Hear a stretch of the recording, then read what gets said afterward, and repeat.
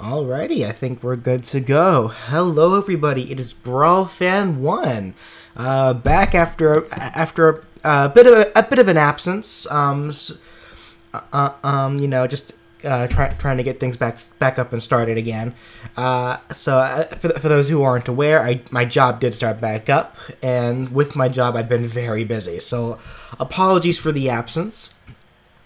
So today, I actually do want to get started, picking up on something actually, a commission that I received from a gentleman, who actually I feel really bad about this one because he wanted it before October, but a combination of not only me starting back up work, but also because I got sick, I wasn't able to complete it on time. But he was very nice. He understood. So, for today, I want to spend majority of today working on this commission, and hopefully getting it finished for him. It shouldn't hopefully be too hard. Like he only needed 6. He commissioned for a sprite sheet of this gentleman here. I'm not quite sure who this is, but so. It was a very simple request. He needed an idle pose, he needed walking animation, running animation, hurt and death animations, shooting animations, specifically with a handgun and a shotgun, and I believe there was one more. I'll double check that in a bit. In which case, let's go ahead and get that started. LD Creator, welcome. Hypothesis, welcome. So for the time being, it is just going to be me by myself for a little bit. It is fairly early. It's actually 9 o'clock in the morning on my end. So I'm fairly certain that majority of the others who normally are with me are either at work or asleep. So pardon me if I do end up going silent here and there while I'm just working, but you guys can rectify that by giving me some questions if you have any. Let's hope I'm on the correct layer. There we go.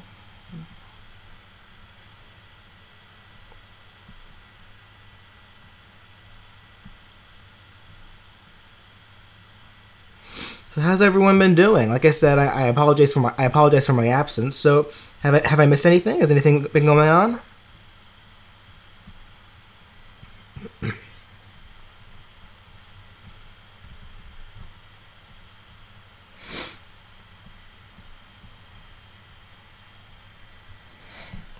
And actually, something else I'm going to be doing in the background as well. I'm actually, I've been on a Yokai Watch 2.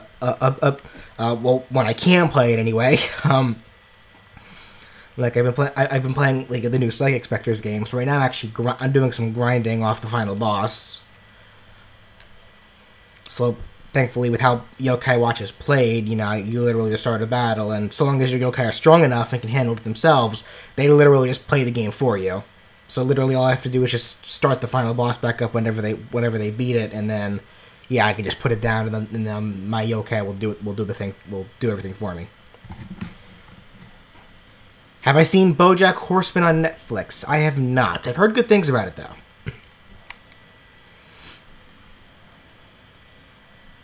Consider that just on my my backlog of shows that I need to watch.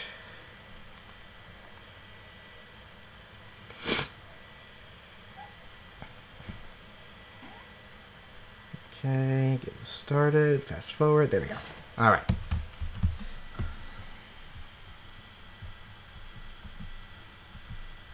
I've heard good things about BoJack Horseman. Like, what's even its concept? Like, is it literally just about a horse with like an existential crisis or something like that? Like, they live in this cartoony world where like animals and humans like kind of just coincide. Like, that's just a normal thing.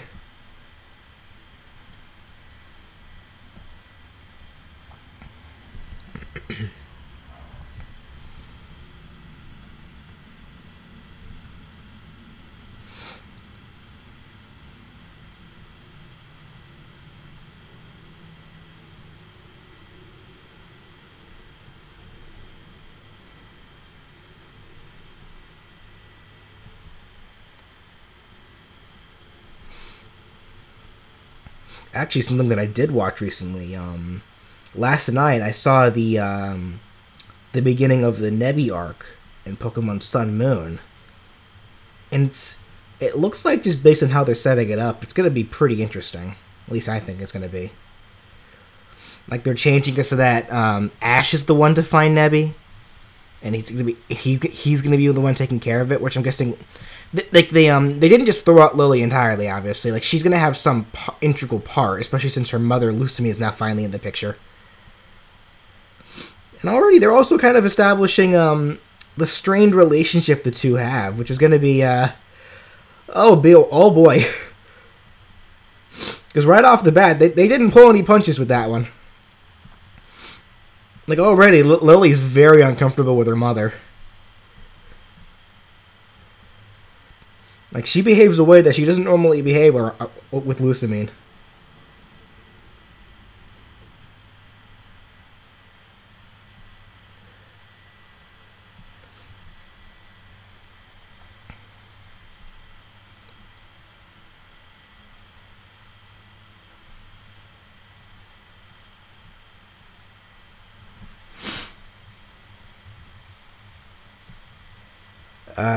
Josh, I think it's okay. Like, I still think XY is better, but I think for what it is, like, it's playing up more cartoony aspects. Like, I think it's fine. I think it's actually, well, just not just fine. I think it's pretty good, actually. I'm enjoying it. Like, I haven't felt the need to want to stop watching it. I've been pretty engaged so far. And that's kind of just that was kind of like my thing with the Pokemon anime. Like, whenever a new anime starts, I always want to give it a shot. Like, because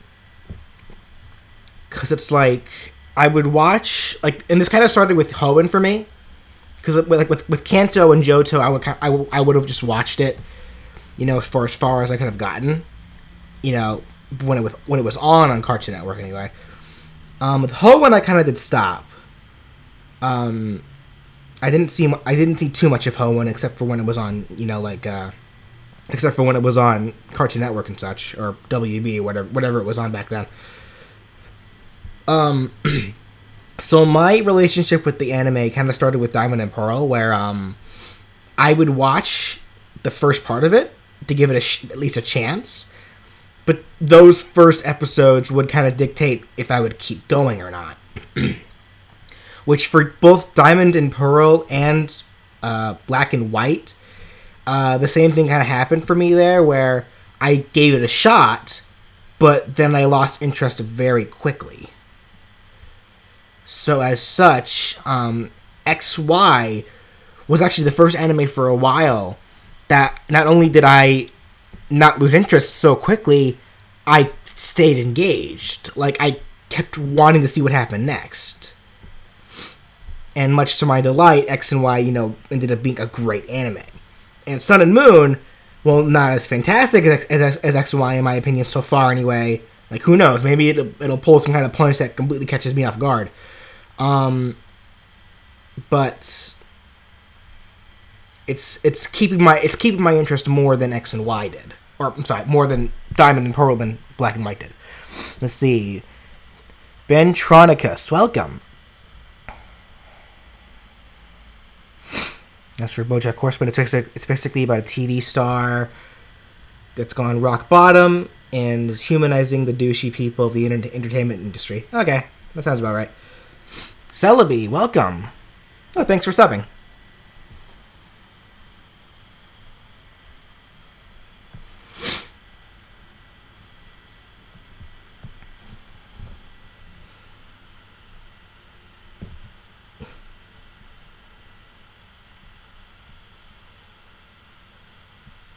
Let's see here. So I feel I should also mention real quick, while I have it in my head, regarding Smash Adventures. Unfortunately, like, so this was something that I know I brought up at the beginning of the summer when I first opened the Patreon. How I did state that, you know, I would only be able to continue working on it if I got enough support on the Patreon to be able to support myself, so that I wouldn't have to go back to my job. And unfortunately, that didn't happen. Like, I do have a lot of amazing support. Don't get me wrong, and I thank everyone so much for it. But it wasn't enough to be able to sustain me, so I did need to go back to my job. So yeah, that is another reason why I've pretty much been why I've been absent for the past, for the last while. Now don't get me wrong, I have still been working on Smash Adventures when I can. Like, I'm not just totally putting it down like I did before when I was too busy. Like, I am trying to shove my time into it when I can, but it's unfortunately it's not nearly as much as I was able to, like, over the summer when I didn't have a job. So I guess we'll see where that takes us. And even right now, I'm going to have to see if I can find another job pretty soon, because the current job that I have, well, it's a much better paying job than I've ever had compared to my last job, my last bunch of jobs. It doesn't fully support what I get. Like, at most, I would end up getting $24,000 a year, and I need at least $40,000 a year. On top of that, it doesn't even give me help. It doesn't even give me any health benefits. Which, I'm 24, and come my 26th birthday, my parents will not be able to keep me on their health insurance anymore. So I'll need to start paying for my own health insurance, and that shit's expensive. So I need to find a job that'll not only pay me a sufficient amount, but will also give me a good enough health insurance, to basically keep me alive if anything happens. Sucks to suck, I know, but let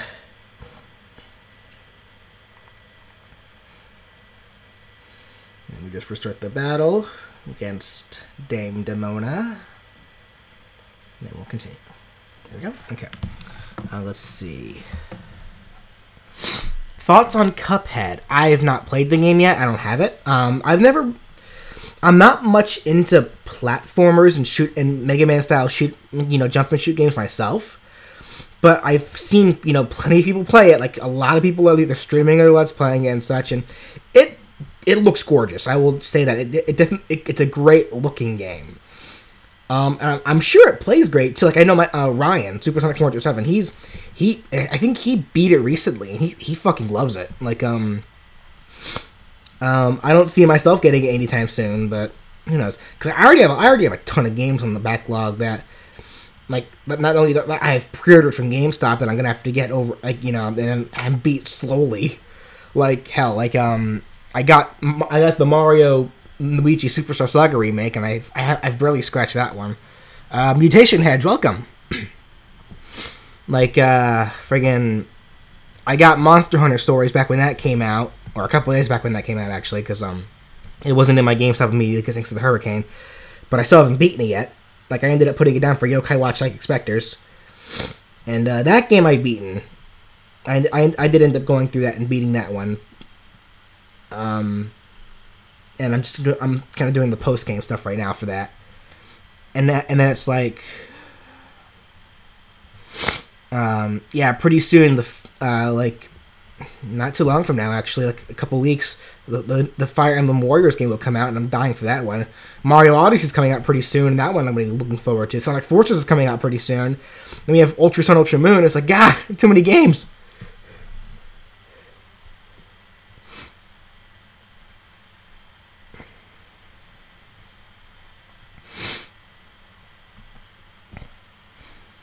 Favorite comic books? I really don't read too many comic books. Like the only comic books that I like, they're not even really comic books. They were graphic novels. The only ones that I really read from beginning to end, and it's only because they were so short, were these Scott Pilgrim books.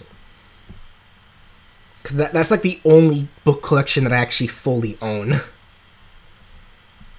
And even then, once I read them the first time, I'm not much of a reader is my big thing. Even comic books more so. Like, I don't read a whole lot of comics, to be honest. I'm just not much of a reader. I'm more of a visual guy.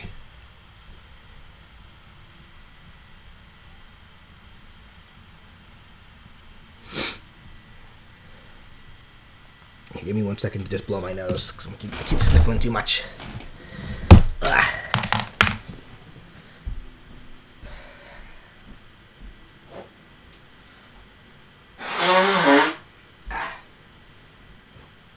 Okay.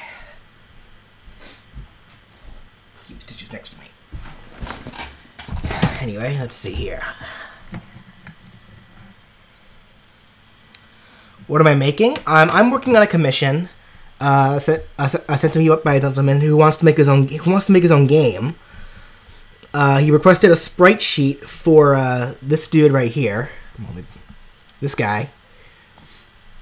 So that's kind of what I'm working. That's what I'm working on right now. Like I said at the beginning of the stream, he actually wanted me to get this done way earlier than right now. Like he wanted this done before the first week of October, and I wasn't able to do that because like one, work, and two, I got sick, so I ended up being bedridden, and that sucked, and I felt really bad. But he understood. He was a pretty nice. He was a nice guy. So I want to spend majority of today getting this done. Who is this guy? I have no idea who this guy is. Like, it's just, he commissioned me to make a sprite sheet of him, so that's what I'm doing. No clue who he is.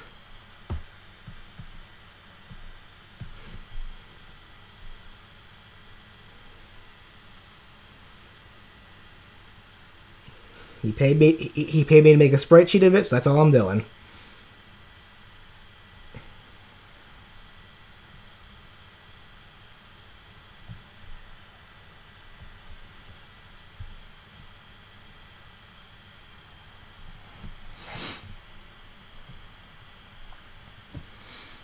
Which death battles would I like to see exist? One that I've kind of been that I've really been wanting to see for a long time actually was Sir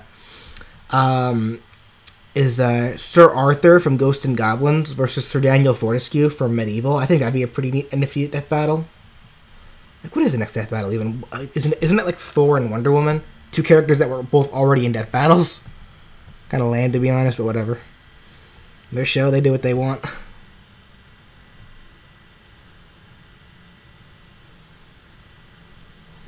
This first, actually.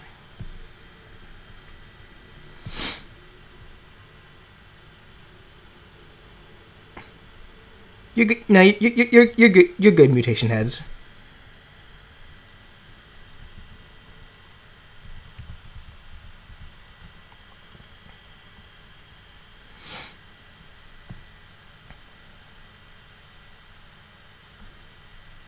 Like, Josh, I understand the matchup between Thor and Wonder Woman. It makes sense to a degree. But yeah, it's like, I don't know. Like, I sometimes feel, it feels weird whenever they include two candidates that were already in death battles. I don't know. And Mutation Heights, thank you. I do my best. Like, he said he wanted this, he said he wanted the sprites to look 32-bit to 64-bit, so I'm trying my best to try to replicate that style best I can.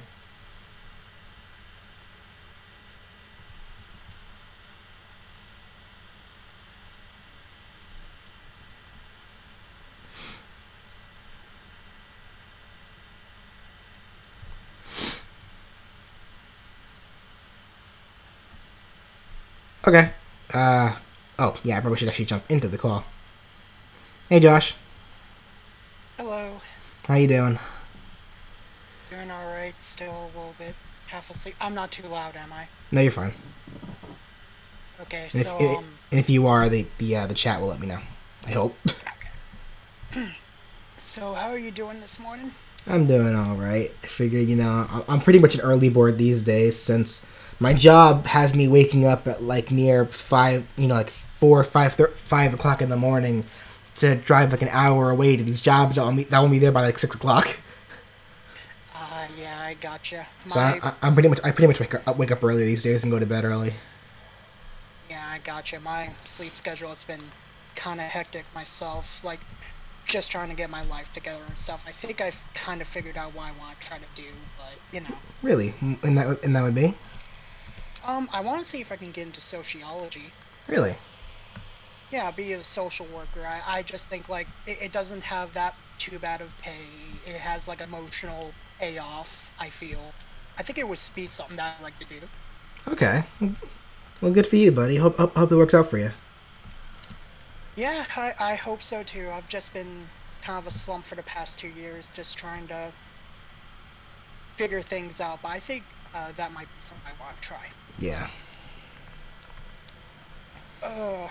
But, I think I said I was gonna say like I kind of get the Thor and Wonder Woman matchup because like The Greek god both, versus like, the Norse god, yeah.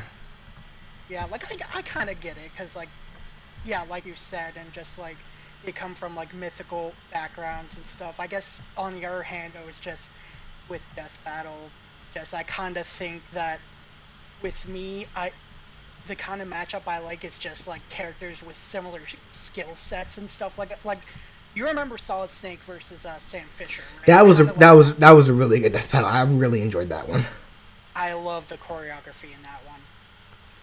That's that like I imagine to a degree Thor and Wonder Woman have semi similar powers. Like they both have super strength and super endurance. Both can fly.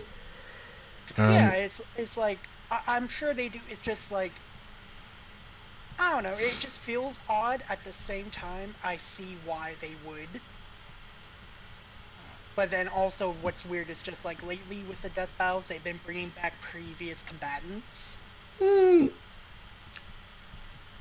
Not too much. Yeah, not too much. I found it weird they brought Shadow back. Well, that one I enjoyed mostly just to see Shadow get the shit kicked out of him. I love the end of that death battle too. Just, I'm the cool, and then he's just dead. Sounds about right. Yeah, it was. Not, I don't know, it's like, for whatever reason, just like with Death Battle, just like with the latest Death Battles, I feel like they're kind of anticlimactic, but I understand it's like there's only so much you can do. Yeah, it's like, there's this series that I've kind of been off and on watching called, like, If Undertale Was Realistic. Like, they're kind of, like, in the genocide route for it currently. And, a gimmick that they're trying to do is having Frisk, whenever they kill a monster, they have to kill the monsters in, like, unique ways every time. Like, he can't kill two monsters the same way twice. Yeah, I can kind of get that. So, like, they're coming up with a lot of BS ways to get Frisk to kill all these monsters, like, in different ways. But because of that, I see Death Battle having kind of the same issues where it's like, okay, how do we find unique ways for these guys to end the battles? Right. Like, I think the Death Battle that bugs me the most, though, it's like, I'm not sure your opinion on it, Bowser versus Ganondorf. That one I enjoyed. Like, it hurt for me to see Bowser lose, but I get why he lost. I don't know, it's like, for whatever reason, just, I felt like the whole curse thing was, I don't think that's how the curse that Ganondorf used works. Well, that's the big thing, though. It's a curse. Like, curses can kind of work in many different ways, just depending on how the user sees fit, I suppose. Yeah, at the same time, there's also, like, in Super Mario RPG, Bowser actually had some kind of accessory that prevented him from being cursed, but I guess you could argue that it just worked, Ganondorf's curse worked differently than Mario curses. It's hard to say for sure. You mentioned something about JoJo. Did you? Did I? I don't know. I'm not the JoJo guy. Like that would be Danny or Ryan, and neither are present right now. So. Yeah, I've also gotten into JoJo. I've finished part 4. I'm trying to find a manga for part 5, but. Danny found some kind of manga for it, like off a website that she's been reading. I don't know. I'll have to ask her sometime. Yeah, you need to ask her about that. What's today's Monday, right? She's probably at work right now. Yeah, it's Monday. Yeah, so she's at work. Actually, that does remind me. Friggin', once again, I have nothing to upload to Spiffy Needle Geeks today because we have not been able to get together to record more yokai parts. Like, we're kind of actually at a point where, for Yokai Watch anyway, where I don't care if it'll just be me and Ryan doing the part, because I know unfortunately Danny got bored of the series. Like, she got bored of it because it has lasted for so long, which sucks, but not much I can do about that. Yeah, I never really got into Yokai Watch myself, honestly. Yeah. I see how it does, like, some improvements over the Pokemon formula, but I don't know. I wouldn't really call them improvements, more so like it's like people like to compare and contrast the two series, but in reality, both are really their own thing. I can see that. Just I haven't really played Yokai Watch, and I guess I'm just not interested in trying it. I'd give at least the first, either the first one, or if you want to just start with the second one, you can. I'd at least give it a shot to see if you like it or not, because it definitely is a hit or miss for some people. I know for me it was a huge hit, but it really does just depend. Yeah, I'll probably try the first one if I ever get the chance or something. Okay. Mutation Hedge. Yes, JoJo's fantastic. It really is. I understand why some people wouldn't get into it though, but you know. I know Danny and Ryan have been trying to get me to watch it. I just don't have the time. Yeah, I gotcha. Also, it's just like, again, I understand why people would say it's not their thing. It's really over the top. Yeah. I don't mind over the top stuff. For me, it literally is just a matter of, do I have time for it or not? Yeah, I gotcha. You're decently busy. What Mutation Hedge? What's your favorite JoJo character? I guess since I'm the only one in here who likes JoJo, I guess that's me. Call it a really generic answer, but I really like Dio Brando. That's Danny's favorite too, actually. It's just like, I don't know, I just like him as a villain, and just like he's just, I really don't know how to explain it. Maybe like if she comes by, Danny can explain it better, but you said she has work, I think. Yeah, she's working right now. Okay, that's a shame. Probably not gonna get anyone else for a little bit too. It's like 10:27 over here. Yeah, it's 9:30 for me, so. Well, yeah, I heard Ventronicus, Giorno, I forget his last name, but I know that I know about, not to spoil for like people who don't know, I know about who his parents, well, one of the parents is, so I'll probably enjoy that a whole lot. I hear it's like, yeah, Giovanni. Wait, Giovanna. Okay. Sorry. Again, I haven't read part 5 yet. I might read the other parts actually, just so I can compare from the anime and manga. I don't know. So then what you're drawing is like for some kind of game someone's making? Yeah, to commission. Like the guy wanted me to make a whole sprite sheet. He requested 6 sprite sequences, idle, walking, running, death, hurt and death sprites. What else did he ask for? Let me actually double check that. Let me actually pull up his thing so I don't forget anything. Let me see if I can find it. Hope I can find it. Be bad if I couldn't. Actually, I think I have it in the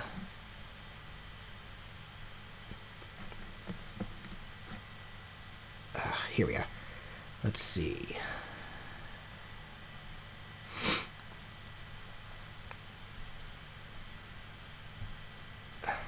Here we are. Yeah. So so standing idle. Specifically one where he twirls the microphone. Walking left, walking right, running left, running right. A jumping animation. A shooting animation. One with a handgun, one with a shotgun, and then a dead pose. So yeah. Okay, I gotcha. LD Creator asks, have you seen Smash King by Tikiora21? I have not. I know about it because apparently the second intro for Smash Adventures that I used was one that he used, and everyone called me a copycat for it, even though I never heard of the guy, which I found hilarious. But I have no idea what Smash King is. It's some kind of machinima, I think. Okay. I've actually not seen a good machinima for a long time.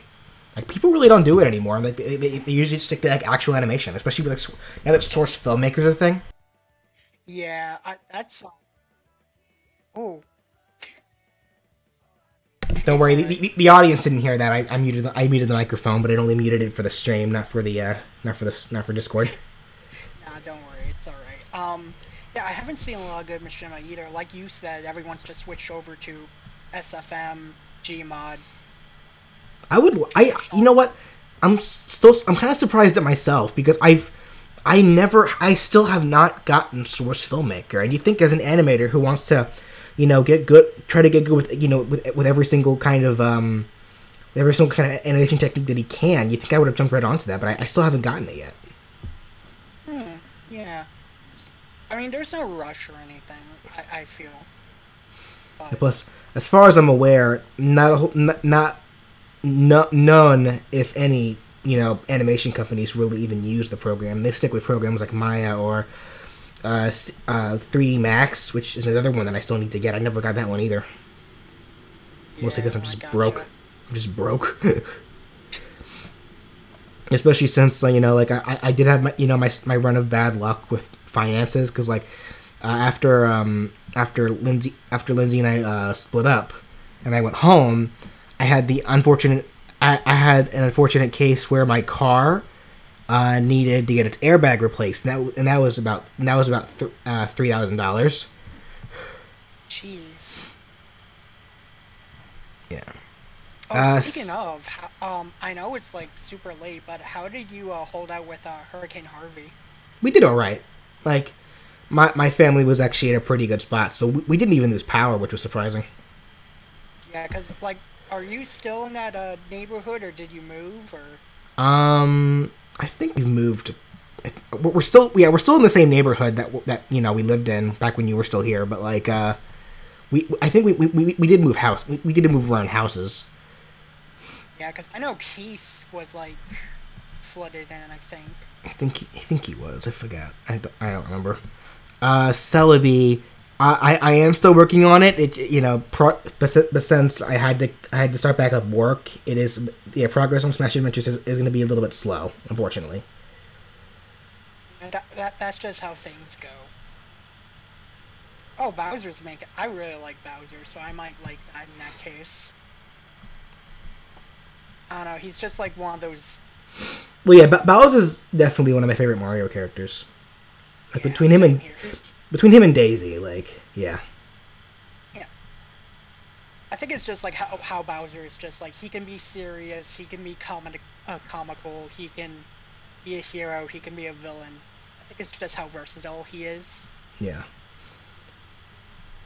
Well, it's always hard to call him a villain per se, or a hero per se, because even when he is doing the heroic stuff, it's usually for his own benefit. But still. Yeah, more like an anti-hero, I guess. Bowser's inside story, it's it's mostly just for his own gain. I'd say a villain whose good intentions are kind of flawed. Yeah.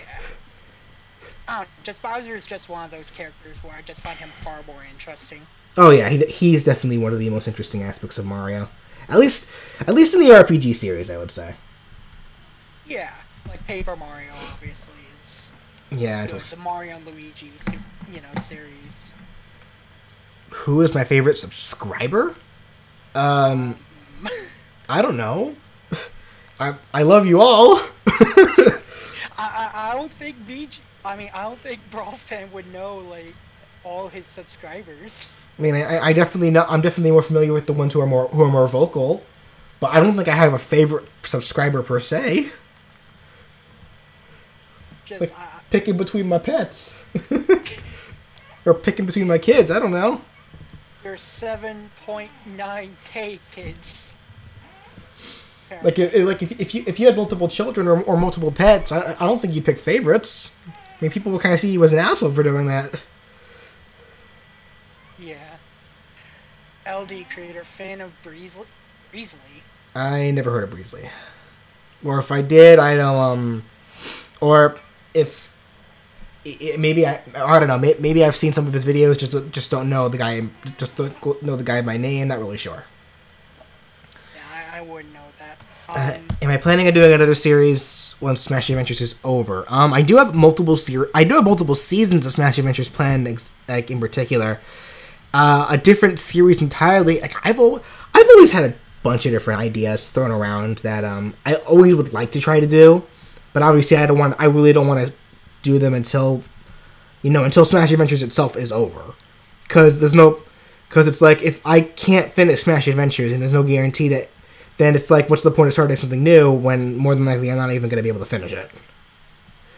Like I had a Digimon idea that I wanted to do a while back that I tried doing a comic form for DeviantArt, but that didn't go very far. I also had an idea that I still kind of do want to do. Don't know how I'll do it, but because for a long time now, I've actually been working on a Sonic 06 script rewrite, where I rewrite the script for Sonic 06 and make it like more tolerable. Yeah, make it into a more coherent story. Like where I changed a lot of the things that were just purely dumb and stuff like that. Like like for example, I turned like Elise into like a into an animal for one thing. I gave her a little sister, and I replaced Blaze with a different character entirely. Yeah, it's the whole Sonic Rush conflictions. Yeah, and then like I changed the whole bullshit of where if Elise cries, end of the world, because that's dumb. Who doesn't cry for 20 years? It's feasibly impossible. But like I changed this so that when she cries, it doesn't release Iblis. Instead, it just causes an explosion. And I use that in a way to kind of give Elise a kind of a versatile use where she can use it to an advantage, but it is still a curse. And I also play it for comedic effect sometimes. So kind of like a double-edged, well... Like, I know an idea I had for it, which I found pretty humorous to think about, was like, the scene in the desert where, Sonic and Tails find Elise there after Eggman kidnaps her the first time, and they fight the Egg Cerberus. Yeah, the Egg Cerberus, I was gonna say. Yeah, like, for one thing, for starters, it's gonna be a 3-headed dog, because, goddammit, Eggman, you don't name something a Cerberus and only give it one head, goddammit. Anyway... personal pet peeves aside, like I had it so that fight ends because Sonic actually does end up getting at a disadvantage in that fight, and Elise saves him by like I think how I had the scene set up was like Elise, she's like okay Tails, we have to save Sonic, but I need your help on this, and Tails is like, okay, I'll like, what do you think we should do? And Elise is like, okay, work with me on this one. I need you to make me cry. And Tails is just like, okay. What? And then Elise just becomes more desperate, like, come on, make me cry, hurt me, do something. And Tails is like, whoa, lady. That would be great. And then, like, Elise ends up, like, shaking Tails so much to the point where he just bites her out of, not even trying to hurt her. He just bites her out of frustration. And that does make her, that does cause her to well up and cry. And then she jumps onto, like, the Egg Cerberus's antenna and blows it up from there. Nice. But I was gonna ask, does it, like, happen immediately? Or how I have it set up is, like, when she starts crying, when she starts welling up anyway, because once it starts, she can't really stop it. Like the moment she starts welling up at all, that's what it's gonna happen no matter what. And whenever it does happen, she receives no physical harm, but she does end up getting knocked out. Like she does go unconscious for a little while. Yeah, that's understandable. So like. But, like, I am going to have, like a running gag as well, where whenever it does happen, she's also a sleep talker. So, like, every time it happens, and she's unconscious for a while, she ends up saying things in her sleep that she doesn't necessarily want other people to hear. And then Sonic just makes fun of her for it. Because it's like they tried to establish a relationship between Sonic and Elise that ended up falling flat because there was nothing in common that these two characters had. So And even though I don't actually plan on having them have a proper relation, I don't really plan on having them have a romantic relationship at all for this. I do at least plan on having them having a proper friendship. Yeah.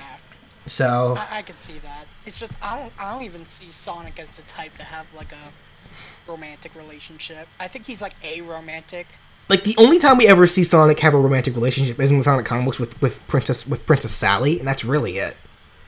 Yeah, just like otherwise, I think he's just aromantic. Yeah, I don't really see Sonic getting in a relationship at all. Sorry, Sonic Amy fans, I just don't see it happening. Yeah, like they tease it in Sonic Boom, but nah. Yeah. Do it. Sonic 06 tolerable. Make it. Make it tolerable. I have most of the script. I have a lot of the script done. Like where did I leave off? I think I left off at the point where Sonic and Tails. Also, as much as it kills me to do this, I love Knuckles. I love Knuckles the Echidna, but I'm removing him from the story entirely because he had no reason to be there at all. He really didn't. Yeah, literally, he was just there to give Sonic that message from Eggman, and then he kind of just stuck around. He kind of just stuck around for no reason. Like Knuckles, you have an emerald to guard it. But it's like instead of Sonic, Knuckles, and Tails, it'll be Sonic, Tails, and Amy actually, because Amy has really just as little importance to the plot at all. Because it's like she was literally there for Silver, and then after she fucks off. That's it. That's literally it. Yeah, and just like she didn't really even do much after that. Even she just talked to Elise, and that's it. Yeah, they had the girl talk, but like but even then, it's like friggin'. Fix this nose right here. What was I about to say? Oh yeah, I also made Amy the reason why Sonic was in Soliana at all. Because, Sonic in the game, he was just kind of there. Everyone was literally just kind of there for no reason. But I turned it into a joke where the reason why Sonic and Amy were there at all was because Amy somehow convinces Sonic to take her to take the two of them to Soliana as a romantic getaway. But Sonic only does it because Amy says that she'll leave him alone for a month if he does it. So she literally bribed him, and he was just like, "Oh fuck it, why not?" Just that month of solace. Yeah. Mutation Hedge. It's still quite surprising that you are continuing the series. Usually, fan projects like Super Mario Bros. Z always get canceled. Is Super Mario Bros. Z canceled? I think it's just on hiatus. I don't know what's going on with that. I have no idea. I know it's hard for me to kind of actually tolerate Alvin Earthworm these days, to be honest, because he's not. And I'm gonna get a lot of people kind of getting on me for this. He's been acting very immature as of late. Yeah, I agree with you. It's like I like his work, but the person behind the work is questionable. I mean, I don't think he's. I don't know him personally, so I don't actually know how he is. But just a lot of his behavior, especially his malice towards Nintendo, it just seems a little bit. I wouldn't say uncalled for. I would say. There's a word I'm looking for. I don't know what to say though. I know it's kind of that gray area, I guess. He hates Nintendo for for removing his original Patreon, which I know a lot of people are constantly warning me about that. The same thing can happen to my Patreon, but my Patreon I'm treating as more of a proper animation type of deal. Yeah, it's it's not just for your Super Smash Adventures. It's for my work in general. Yeah, and I think that's what Alvin tried to do with his new Patreon, but so far not so good. I don't know. Something like that. Sonic, what could No. Ventronicus Corner. Go there is no Bubsy. Actually, I don't think I can... Just in case you didn't get... I don't know, if you explain the joke, I would think... I don't know. Meh.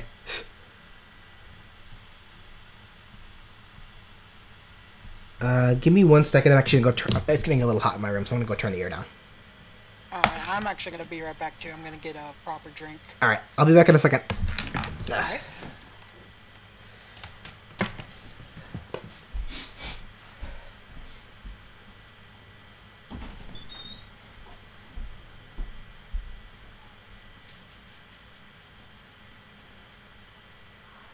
Yeah.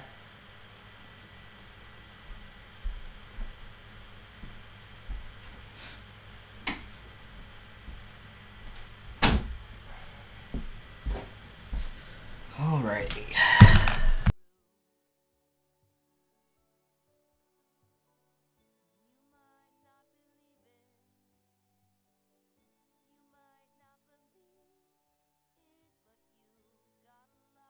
Alrighty. Let me just get the next battle of my grinding and Yokai 2 out of the way. Or started anyway.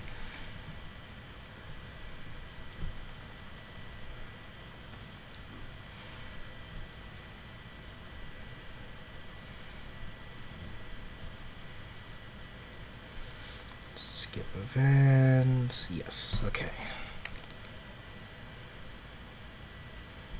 And fight. And I am back. Cool. Alrighty, so let's see here. Yeah, like anyway, yeah, like I know like the scene I'm currently kind of stuck on for the Sonic rewrite is a yeah, where like Sonic, Tails and Amy, as well as, you know, Rouge the Bat and Shadow, they're all stuck in the future. I was trying to think of a more like coherent way for them to be able to actually go back in the past instead of just using the Chaos Emeralds, because that whole thing with the Chaos Emeralds just seemed very arbitrary to me. It did. Like, I thought of a clever way to do it where, like, for me, I thought of a clever way to do it for, like, I haven't actually written up to this point yet for when Silver and Shadow go back to the past. Because Shadow is immortal. Remember, like, keep that one in mind. He's immortal. So, like, I thought of this cool idea where they only went back, what was it, like 10 years into the past, right? Something like that. Where when, you know, once all's said and done with the whole deal with Mephiles and Iblis in the past, after the Duke dies and such, and after Elise receives her curse, where, like, Silver's like, okay, cool, but how do we get back to the present? And Shadow actually tricks Silver and freezes him, and then just waits the 10 years out. Oh. And then thaws Silver out when after 10 years are out. Huh. Because Shadow, of course, you know, as much as I don't care for Shadow, they have some cool concept ideas for him. They just never utilize. Yeah, I'm kind of in that same boat. Like, I remember when I used to, like, really like Shadow, but it's like, now I'm just like, eh. But it's like, I agree, he does have, like, some interesting concepts. And there are a lot of interesting concepts that I know the Archie comics do really well with. Like, Shadow's written really well in the Archie comics, I find. I'm been sitting on that, on reading the Archie comics, but I hear they're, like, really, really good. Oh, yeah. Like, I haven't read them myself, but I've, you know, from what I've seen of them, yeah, they're definitely worth the read. I just wish I had time to read them. Yeah. Eggman uses the Phantom Ruby. Oh, actually, how I handle time travel in the series is that, or the Sonic 06 remake anyway, remember, he did have the time pulls. Like, even before the Phantom Ruby was a thing, Eggman did have, you know, natural means of time travel. Yeah. Like, he had the time pulls from Sonic CD. And I kind of have him bring that back for the sake of, you know, time travel for this one. And that's kind of the idea that I gave to have, you know, Sonic and all them return to the present from the future after, you know, after they're sent there. Like, oh, and then, like, Iblis and Mephiles. Those are two characters that I'm definitely, like, reworking for the better. I was going to ask about. So, I know one of the biggest complaints with Mephiles is that, you know, he tries to manipulate Silver and Shadow and all them to his bidding, but obviously it kind of proves fruitless. And then in the end, he literally just kills Sonic himself, so what was the point of manipulating them in the first place when he could do it himself? This time around, Mephiles is supposed to be a shadow. So, that's exactly what I'm making him. A shadow. He's a formless being who can't actually physically interact with the world around him. He's literally just a shadow with a conscience, as they say. Yeah, so would he just, like, stick to Shadow's being, then? Well, no. He wouldn't, he would still interact with people, but only through manipulation. He wouldn't have any physical contact. He can't hurt anybody. He can't touch anybody. But he is able to he is able to send them through time. Like he can use time travel to fuck with them that way. And he can, but he's also going to be like a proper master manipulator. Right. Like, cuz if you can't touch somebody, second best thing to do is to fuck with them mentally. Yeah, just like influence them. Yeah. Whereas Iblis is I'm writing him instead of just this giant random monster of the week kind of guy. He's also going to be, in a sense, similar to Mephiles, but he's a giant fireball of light. Much harder to deal with. Right. He also will be able to talk. He'll be much more sentient and such. Yeah, that's why I never really understand. Just like we have Mephiles on one hand who has like coherent speech and stuff, and then meanwhile we have Iblis who's just like war. This random monster of the week that Silver can take down but can't actually kill because he rises from the ashes apparently. Something along those lines. The only thing that I'm still kind of trying to work on is the means of releasing Iblis from the lease. Because obviously the crying thing's out of the picture. I rewrote that entirely. Something I've kind of been thinking about doing that, and I've kind of just spoil the entire plot twist. But that, I guess, who knows if this whole story will even bear fruit or anything. So why not? The character that I'm replacing Blaze with, I'm actually making a descendant of Elise's little sister. Because I gave Elise a little sister, and this character will be a descendant of her. And the idea that I had was like the only way to release Iblis, which is a much more plausible means instead of just crying. That it's a much more plausible idea that actually could feasibly not happen. The only way to release Iblis is if someone of the same blood kills the host.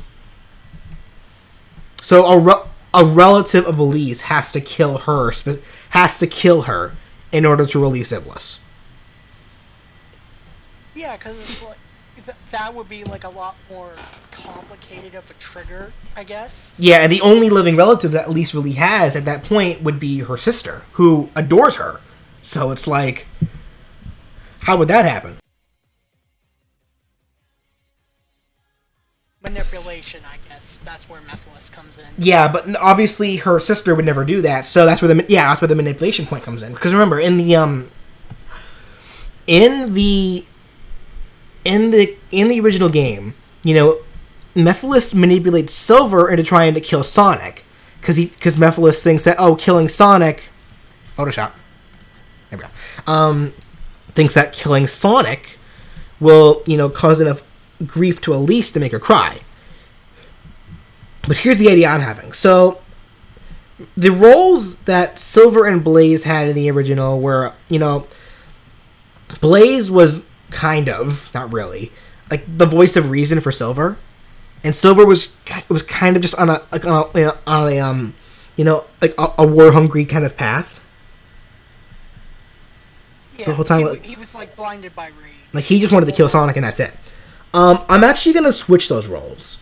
Like I'm not really gonna make Silver the voice of reason, kind of, but he's gonna more so be a I'm giving the war hungry path to destruction, kill to save our future, to the character to the descendant. Like she's the one that really wants to get this done. Yeah, because it's like it's her ancestor got killed. I would assume just like it's a family kind of thing. Well, that's the thing though. She doesn't know. She's not aware that because also for one thing, it's when Mephiles tells them that to kill this Iblis trigger to save the world, it won't be Sonic. He'll just straight up go kill Elise. Like, their target is actually going to be Elise, because why would they go out, why would they, obviously, if the way to summon Iblis is to kill the host, why would he have him go after Sonic? Just kill Elise.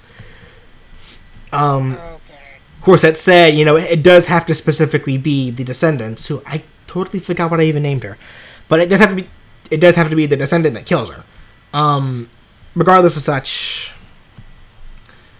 So pretty much she'll be on this path, the one that kills her no matter what throughout the whole thing, and Silver will be the one who slowly will kind of, realize maybe this isn't the right thing to do. Yeah. But then for the sake of, drama and plot, in the end, I guess I will have to make it at some point where the Descendant does in fact kill Elise. Yeah, and I assume, like, Silver's not gonna be like Blaze, where it's just like I don't know if Blaze also felt like she was kind of just there. I think the whole reason they added Blaze at all was to give a reason to seal Iblis in the future, because they needed someone of royal blood, and oh, look at that, Blaze happened to be a princess in her timeline, not timeline, in her dimension, I should say, but that doesn't make sense because she's not a princess in the future. I don't know. It was contrived and dumb how they did it. Yeah. Just, it's a headache. So Cthulhu mythos reference for the win. Cthulhu's a giant ball of sentient fire, literally. I never heard of that, but okay. Okay, so I guess Iblis is just, Cthulhu. Sure, why not? That sounds like a much cooler name than Iblis anyway. Yeah.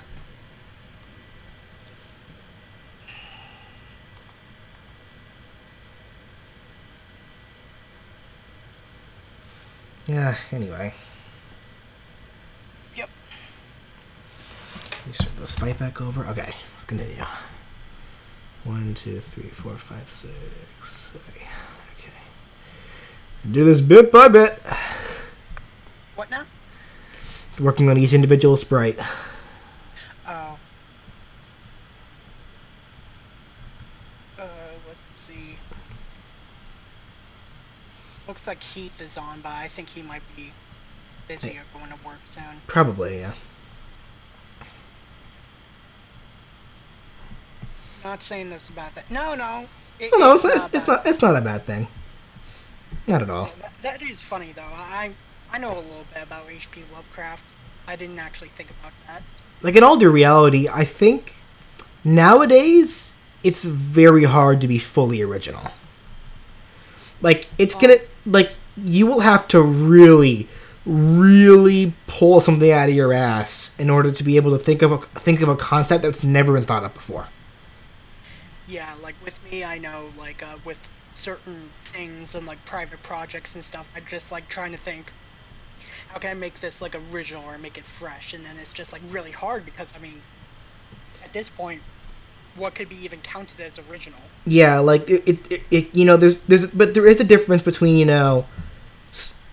being original and, yeah, being fresh. Because it's like, we're kind of reaching a point in media and storytelling in general where, yeah, being original is very hard, so all you can do is just tell a good story. It may be a story that could have been told 100 times, but if it's still told well, people won't mind.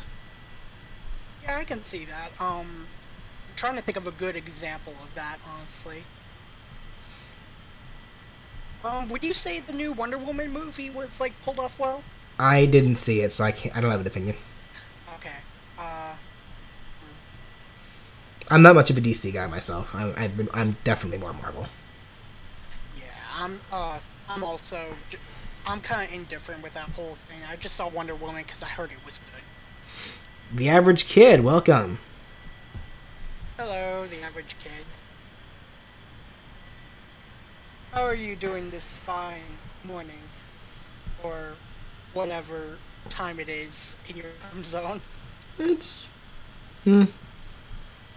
I know it's still morning in general in the U.S. Like I think like it's still completely morning in the U.S. right now, as far as I'm aware. Yeah, it was just like you never know. It could be from like the UK or something. Yeah, I know.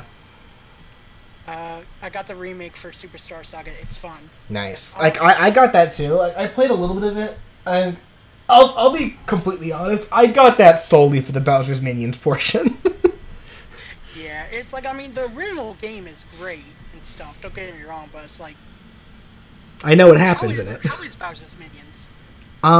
From what little of it I played, it's very enjoyable. I enjoy it. Like for someone like me anyway, because here's the funny thing. To me, it reminds me a whole lot of Yokai Watch, because it's a game. Its gameplay is you watch the minions do their own fight. Like you don't control them directly. You only control, who goes in, and maybe a few special attacks here and there. Aside from that, though, it's you just sit there and watch them play their own thing. So it's actually just like Yokai Watch in that regards, but it's still a lot of fun. Actually, yeah, Bowser's Minions, the best thing to compare it to really is Yokai Watch, because you don't directly control the minions. They fight on their own. You only control who goes in and what special attacks they can use and when they can use it. Even the means of recruiting new minions is the same. It's all RNG. So yeah, it's actually just like Yokai Watch in some regards. I don't know. I'm kind of like iffy when it comes to like just your party members or something having like you have no real control over them, because I'm pretty sure you haven't played it, but Persona 3. No, I haven't played that one. No, the only Persona game I played is 5. What? The only Persona game I played is 5. Oh, okay. Yeah, I actually got 5 recently. I'm really enjoying it. It's a fucking great game. It's like those like 90s and 80 pluses. It's justified. Like that was a great game to introduce me to get me into the Persona series. Yeah, for real. Like I've played 3, 4, and 5 so far. 5 is hands down, in my opinion, the best one so far. Like without spoiling or getting into it. Where was it? Oh yeah, the whole. But my whole point was with Persona 3, at least the PS2 version. Well, both PS2 versions, because there's FES. You don't really have control over your party members. They just act on their own, and it might be because the AI in that game is really dumb. Like there'll be times where like, oh, this certain shadow is able to absorb fire or something. Oh no, looks like your party member used fire on that enemy and healed it. Well, the thing about Yokai and Bowser's Minions, I would say, is that there's never going to be an instance where you're fighting an enemy where your attacks will do more than just be not effective, and that's it. Like there's never going to be a time where your attacks will just straight up benefit the enemy, but you do still at least have enough control to determine who attacks who. Because like in Yokai Watch, you control 6 yokai at a time, but only 3 are ever directly actually battling at a time. And you can always actively change who's in front at all times. Like it's not like Pokemon where we have to waste a turn. You can just rotate the wheel that they're all on, and then boom, there's a whole set of 3 new yokai on the field. So so long as you set up your teams properly, it won't be hard to just always keep the advantage to your side. And the same goes for Bowser's Minions, because with Bowser's Minions, you always, like with every single new level you go to, it always tells you what you're going to be fighting against. So you can always adjust your team to make sure that you keep the advantage. Okay, so that gets rid of that worry then. Because just, I don't know, I'm just one of those people where, like, if you don't have, like, full or at least partial control of, like, your party members or something, I'm just not a fan of that. you recommend not looking at anything that will spoil Bowser's Minion? Yeah, I won't. I definitely won't. Like, I've been pretty good about avoiding spoilers for that game. I've been pretty good about actually avoiding spoilers for all the games that are coming out this year. I've been trying to avoid spoilers of a lot of games like The Plague, but nope, the internet is the internet. Yeah. Bentronica says, you'll love the Shin Megami Tensei series then. Yeah, Shin Megami Tensei is Pokemon, but with a yokai watch of recruitment, except it's not kid-friendly. With Persona 5, I hear that the negotiations is more like the Shin Megami Tensei, like the main series way of recruiting. I wouldn't know per se, but it is, you do have a bit more control on how you recruit the demons in Persona 5, that's for sure. Yeah, so it's like, I see what he means by, the yokai. So, do you basically have to, like, would you say that's kind of accurate with the yokai watch recruitment, or no? Not necessarily. I guess it depends. Like I said, I don't know how well, I don't know Shin Megami Tensei enough to really compare them properly, because with yokai watch, it's RNG on how you recruit yokai. Like, you fight a yokai, and once you win the battle, there's a chance that one of the yokai in the battle you fought will walk up to you and want to be your friend. But there are things that you can do to influence when they show up, or how they show up. Like, you can feed them their favorite food. There are these wisps that'll fly by that you can poke at, and sometimes they'll yield heart, which will increase the chances. You can bring certain yokai or certain items to the battle that'll just naturally increase the chances. Like, there's no 100% guaranteed way to get to recruit a yokai in Yokai Watch, but there are ways to increase your chances. So, kind of like Pokemon Mystery Dungeon, except with a little more depth. That's actually a pretty good comparison, yes. Okay, yeah, I kind of understand it then.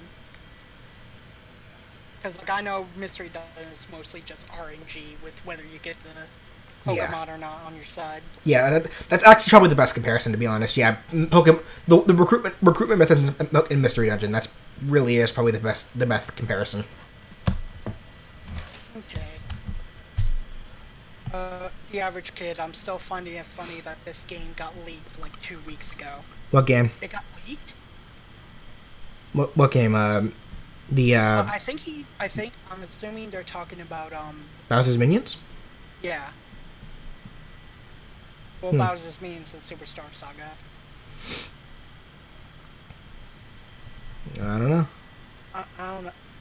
Yeah.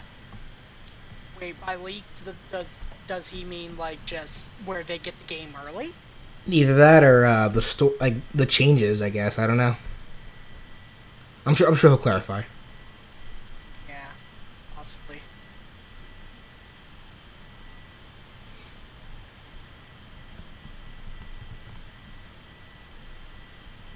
Ooh, so you said you were gonna spend most of the day on the full game as a ROM. So huh. That's interesting, actually. So that probably explains like why there's been like footage for the game early. Oh well. I haven't seen any of it, and I don't really plan on doing so. Like, I already know the whole story of Superstar Saga, obviously, since it's a remake, but yeah. Nothing new. It's like, I want to say it came out in 2003. It definitely was a while ago. I don't know the exact time, though. And so it's like, it's not like a lot of people don't know the game and how it ended. Maybe Bowser's Minions is new. So. Well, Bowser's Minions is definitely new, because Bowser's Minions is like, that's like an off-screen telling of what happened like behind the scenes during the events of Superstar Saga. Not to mention, it also has some elements where a lot of the things that were kind of not explained in Superstar Saga become explained in Bowser's Minions. Okay, that's good. I'll I'll say this, they buffed some of the bosses. Oh dear God, please don't tell me they buffed the final boss. I had trouble with that when I was a kid. Bowletta. Really? Yeah, Bowletta. I don't know what it was, but with Bowletta, I just had the biggest trouble. I think it was more like Cacoletta's Soul, the Phase 2 that I had trouble with. That was pretty hard, wasn't it? It was, because like Bowletta, like the first part is like, once you get it down, that's easy. Then it's like Cacoletta's Soul, where it's just... Maybe it was because I was just a kid back then, and I didn't have as much skill as I used to. Like, I'm pretty sure now that I'm older, I can handle it better. Wait, oh no. What? Did they buff Bowletta? Oh no. Oh well. Oh no. Oh, I have a feeling like, if I get that game, I have a feeling I'm just gonna... It'll be fun.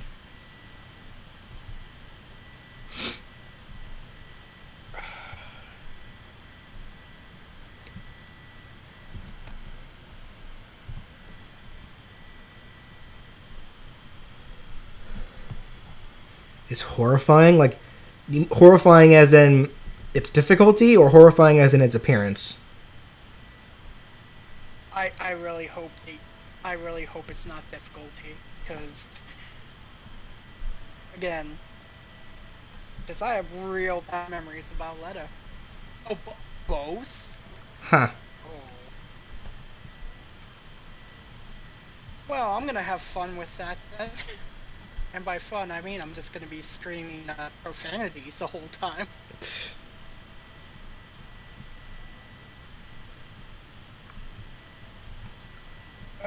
Oh yeah, I was gonna ask. So you said you were gonna work on this sprite sheet for most of the day. Do you have any other kind of plans for commissions? No. This is really the only commission that I have right now. Okay. Yeah, once I get some things fixed with my card, I think I am going to actually become a patron of yours. Oh, thank you. Yeah, no problem. I think I'm gonna go for the $20 one, at the very least. Oh, you don't need to do that. Man, I'm gonna do it. You're gonna like it. Fine. Be that way, I guess. Jeez. Give me your money, God. Just shut up and take my money, BJ. So flat color art commission. I'm just like looking through your Patreon right now, just seeing like what all the stuff is. Yeah. Well, actually, in reality, I really should actually have a couple of more commissions from. There's one person. There is one person who is a $20 commissioner. And she's been a commissioner for a couple of months, but she hasn't requested any new commissions because she gets one new commission every month that she's a patron. So. Yeah, that's odd. Like, I don't think you can like stack them though. Well, no, I have it set up so that you can. Like, for every month that she continues donating $20 to me, she'll get a new commission from me, but she hasn't requested anymore. Okay, so then $20. When you mean head or bust, you just mean like top part of a character's body. Yeah. Okay. Might go for $25 in that case. I don't know. Every bit helps you. Cool. I just need to, like, again, get some things figured out with my card. Let's just say my bank has been kind of incompetent as of late. Yeah. Like Hecla's Soul, it's no longer because it has, Yeah, don't say it. Don't say it. Let us be surprised in horror. Yeah. Who remembers those old Spice commercials? Which one? Do you mean the... I do. I remember them. Red Code. Do you mean the one with Terry Crews or the other person?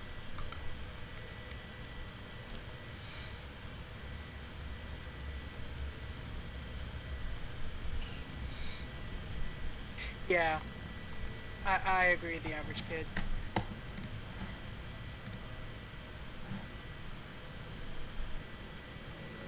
If that's the case, I might not mind picking it up again. Especially since Bowser's Minions seems to be pretty decent. It's a lot of fun, I find, especially since one of the best things they do, you know, despite this being a remake, they still, you know, the new parts of the story they still tell really well. Like, the minions are so fucking funny. Yeah, Mario and Luigi's writing has been pretty top notch, I feel. Yeah, and every minion has like their own distinct personality. Like not even just among like you know, species. Like each individual minion, like even among Goombas, have like their own distinct personalities, and they're all really good. Yeah, I figure as much. Like, example for at least the Goombas, so it's like not much of a spoiler. The main Goomba, like the main Goomba that you play as. You know, he's like this, he's a bit of a dunce, but he's like fiercely loyal to Bowser, and he really wants to prove himself, and that Goombas can be competent minions. Oh. And like, but he's also no nonsense for the most part. Like, if he sees something he doesn't like, he, like, this game actually does make fun of a lot of, like, the most, like, a lot of the biggest RPG tropes. Like, there's a point where, well, you know what? Never mind. I won't spoil it. I'll let you enjoy it for yourself. Okay, yeah, I'm probably gonna pick it up. The average kid, this may sound stupid, but how do you play Minions Quest? Oh, how do you unlock it? Like, you unlock it in a certain point in the story. Like, you unlock it, after you defeat, the dragon, the Prince Peasley dragon on top of the mountain, and then after you get the hammers, once you head down the mountain, Mario and Luigi will encounter the Goomba, and then from there you can activate the quest. Okay, so does it like do like all the parts open up like as you progress through the story? Or no, it's the whole thing's open to you immediately. Okay, so like I think you can beat the entirety of Minions Quest before even continuing before getting any further in Mario and Luigi. So I was gonna ask that. Oh, so be Drag Ho Ho. Okay, yeah, I remember there was like a lot of really funny names, I guess, for some of the bosses. Yeah.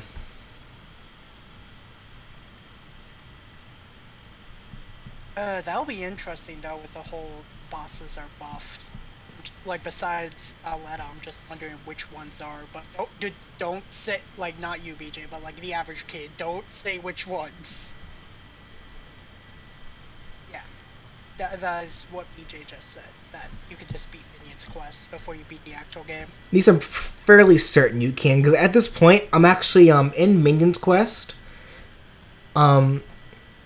I'm currently in the desert for Minions Quest, and I haven't, like, once I started Minions Quest, like, I started Minions Quest immediately once I unlocked it in the Mario, like, in the part of the Mario and Luigi campaign story. I have not continued Mario. I haven't even gotten to Bean Bean Castle yet in Mario and Luigi with Mario and Luigi, and I'm already in the desert with the minions. Meaning, I'm guessing, yeah, more than like you can't just beat the Minions Quest before even continuing Mario and Luigi story. Yeah, well, I mean, because we've beaten it before, and there's like nothing new. Yeah. Bentronicus, you know what I want? What do you want, Bentronicus? An actual soda called Coca-Cola. I don't know. Maybe there's a chance it could exist. It could actually exist in Japan, maybe. It could. Also, I want to do a vid for Superstar Saga, like suggesting voice actors to play those characters. So you mean like I think he means like a dub or something, kind of like you know about those dubs for like Super Mario Bros. Z, right, EJ? Yeah. Yeah, kind of like that. Maybe. Blue Tile. Oh, Matt, I think is his name. Oh, yeah, Matt. That's Matt. Hey, Matt. Who's heard of Metopia? I don't know anyone who hasn't. Like, I know Russell's been getting really into Metopia. Like, I know he's really enjoying that game. Yeah, I have not played Metopia, so I would not know. Like if she was still around, Eartha Kitt as Cackletta. Mm, I don't know. I don't think I don't think the Yzma voice would really fit Cackletta. That's just me though. Hmm. I mean, it could, but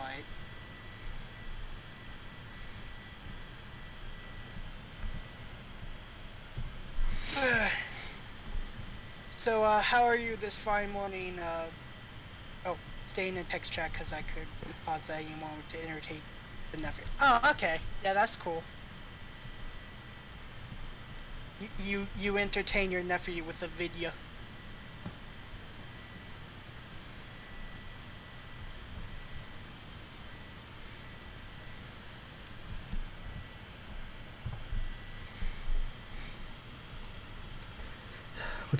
What's sad about this sprite sheet is that I could have just cheated if I wanted to, and just, you know, copy and pasted the sprites. But I felt like being a little more authentic for the guy, especially since I'm behind schedule for him. So I felt like it'd be a little more organic for me to actually, you know, custom make every single sprite, make it look a little more jumpy. Yeah, it's like it's the least you can do, I guess. Yeah. Nah, it's okay, Celebi. Doing just fine. Just got back from walking the puppy. Oh, Puppy. Watch the Smash series adventures ever since it came out. I see that you are improving. Keep it up. Thanks. That's exactly what I thought the sprites kind of look like. They do look Earthbound-ish, Mother-esque. Zarius 73066. Yeah, thank you and welcome.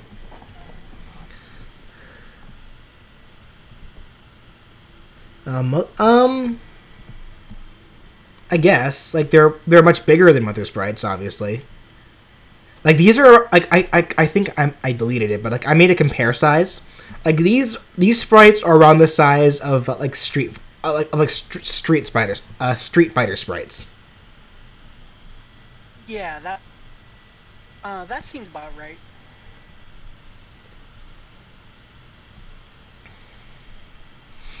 And neither Tara Strong or Richard Horvitz is Fossil because let's be honest, Fossil is basically Zim if he was a Bing. Right, now I'm imagining just Fossil just saying destroy us all. Because I think he also, correct me if I'm wrong in chat or whoever, I think Richard Horvitz also voiced Billy from the Grim Adventures of Billy and Mandy. I do actually have, now that I think about it, I do actually have one criticism for the remake. And it's very minute, but I noticed something I noticed with it is that with the updated sprites all look amazing. Don't get me wrong, but I don't know. It looks like with these new and improved sprites, a bit of the Narm charm went away. Like the sprites don't feel as Gumby. I guess is the best way to put it. Like they don't feel as like what's the best word? They don't feel as rubbery. Because I know, like, in the original, all the characters, they squashed and stretched, like to great exaggerations. For this one, it seems toned down.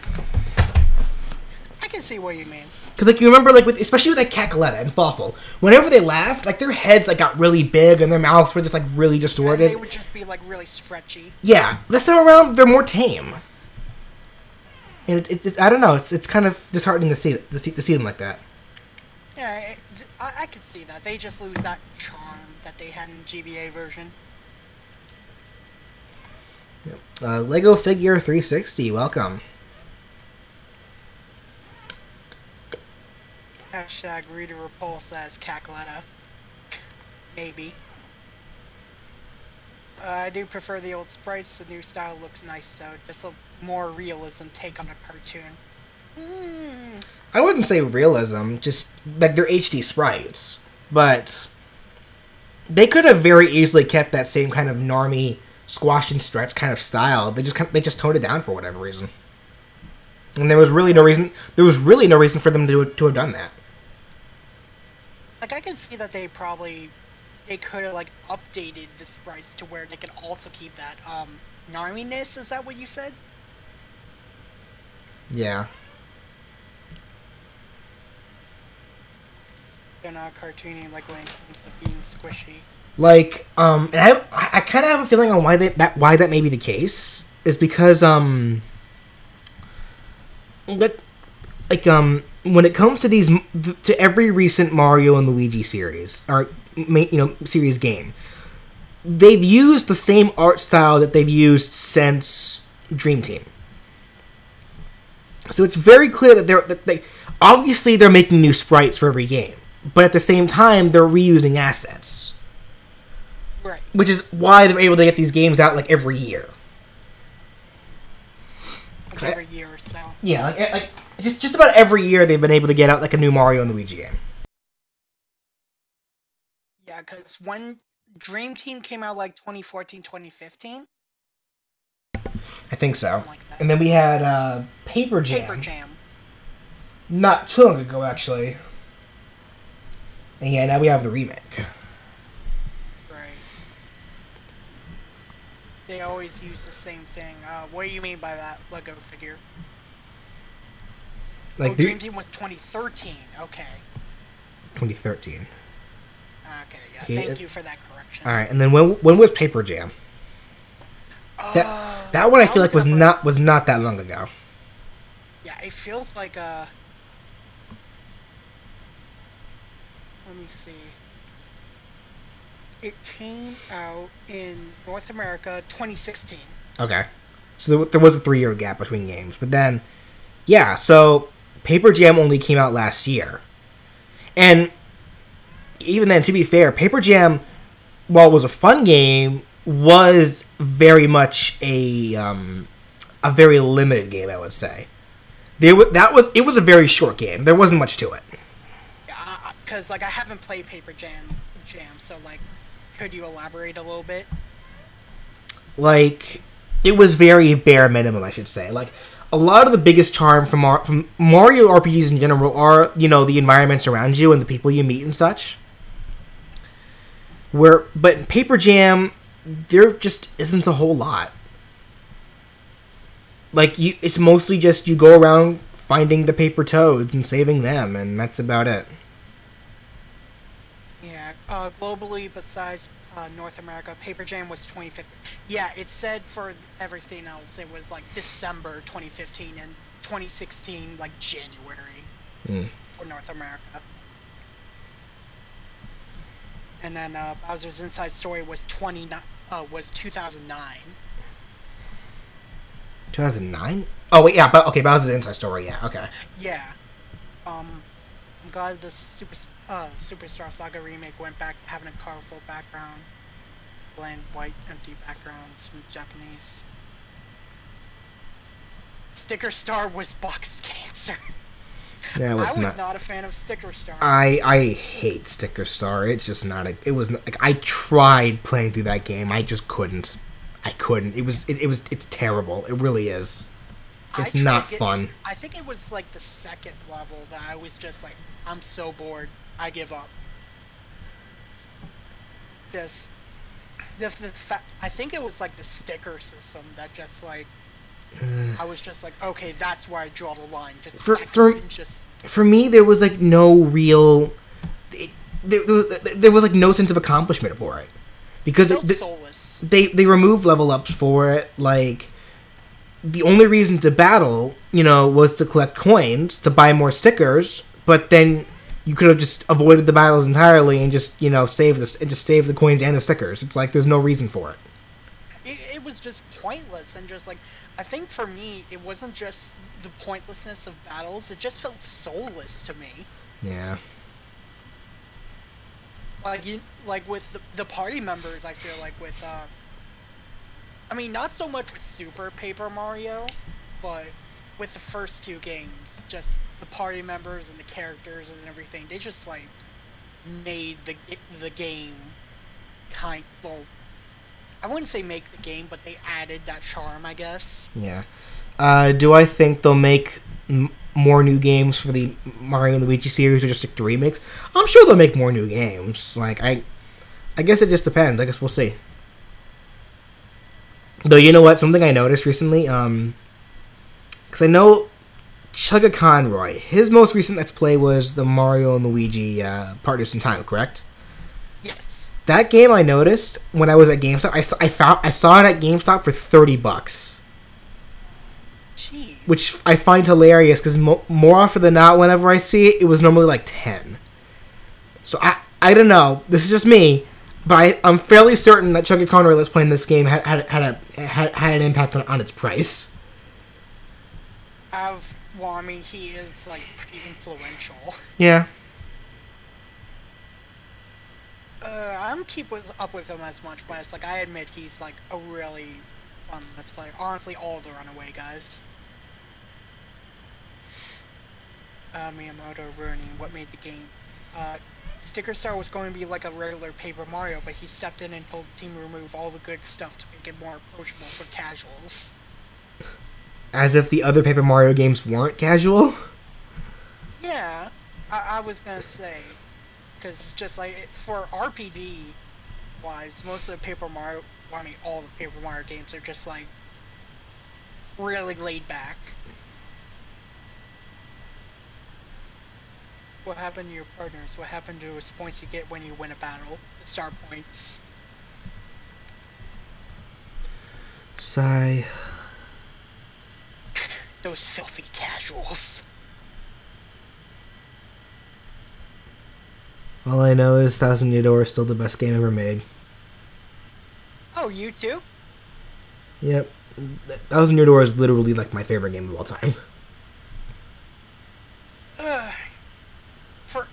I wouldn't say it's my absolute favorite game, but it's definitely like up there for me. Like probably my top 5 favorite games. I actually remember when you still lived here in Texas. I remember you borrowed my copy originally, didn't you?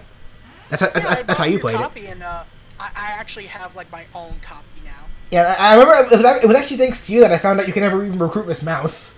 Like, because I remember like when after you beat it, I went to your house to hang out and so I can pick it up. But then I saw you had Miss Mouse in your team, and I'm just sitting here like, what? I was like, yeah, you didn't know, dude. You can totally get Miss Mouse, but it's like she was like optional, and you had to go through like several things. Back in the day when the internet wasn't as good about giving you all the information, I said you found out that information from your friends. Yeah, those were the days where it's just like you didn't have the internet to figure out things. It just learn. Yeah.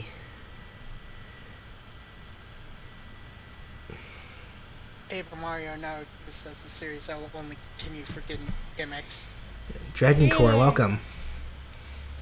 64 Paper Mario is better? Let's agree to disagree. Yeah, I was gonna say, just I feel like Thousand Year Door is the better game. At the same time, I can replay Paper Mario 64 for like days too. Oh yeah, I know. You know what? I'm trying to think because all right, chat. I'll leave this up to you. The next Let's Play that I'm currently gonna do, that I planned on doing after Yokai Watch was finished for Spiffy Needle Geeks, was Paper Mario 64. I have the first 6 parts recorded and they've been ready for a while. Since I missed last week and I'm not gonna be able to upload today, would you guys rather just see me upload the first part of Paper Mario? Because if you do, I can upload that after the stream.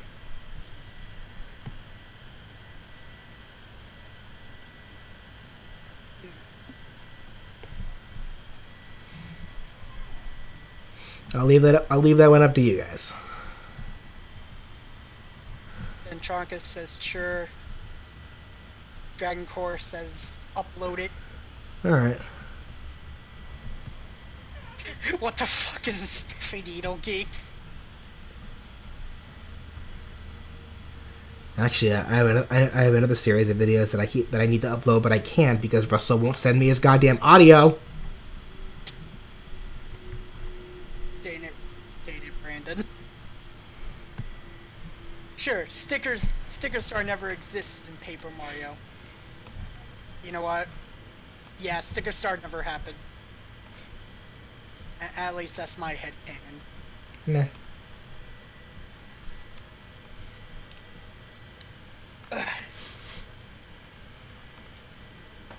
And then Matt's like, yeah, let's agree to disagree, but you are wrong.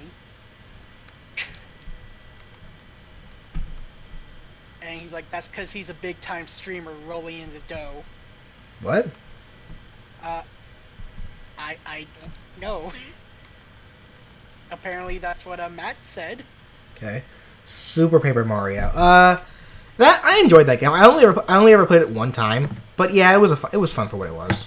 I feel like Super Paper Mario is a fun game, but it's like one of those games where you can only play it once. I suppose. It feels like here's the thing. I enjoyed it, but it feels like a grind to play through it again. I guess it just depends. Because I've only ever played it once, and that one time that I played it, actually, I didn't even own the game. It was when I was visiting family in New York a long time ago, and my aunt had a Wii, and she just happened to have the game, so I went ahead and played it, and I managed to beat it during my time there. So it couldn't have been that long of a game, but like, I don't know. Yeah. Hashtag Paper Mario sticker star deny. Yeah, I am going to deny it happened. If anyone has a problem with it, then... That said, you know what, guys? You know what? The fact that they remade... Yeah, you know what? Thinking about it now, actually. The fact that they remade Superstar Saga gives me hope that they could possibly remake Thousand Year Door. Oh, that would be great. That would be amazing. Like a Switch version for Thousand Year Door. I was gonna say a version of it that I can take anywhere the fuck I want. Sign me the fuck up. Because I love RPGs that are on handhelds. Yeah, me too. There are a lot of really good RPGs for handhelds nowadays. Yeah.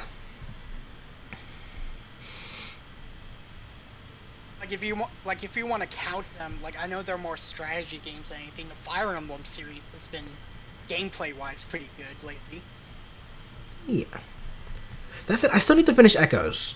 I got Echoes. I played through most of it. I haven't finished it yet. I don't know why. I don't even know why I put it down because I did enjoy it. I have no idea why I put that. I have no idea why I put that one down. Sorry. Hey, you're good. Go ahead.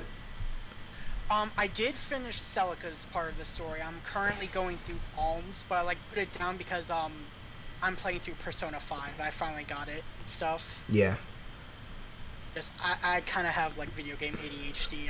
I go through most or part of a game and then I just get distracted by another one. That's kind of me to an extent. It depends on the game.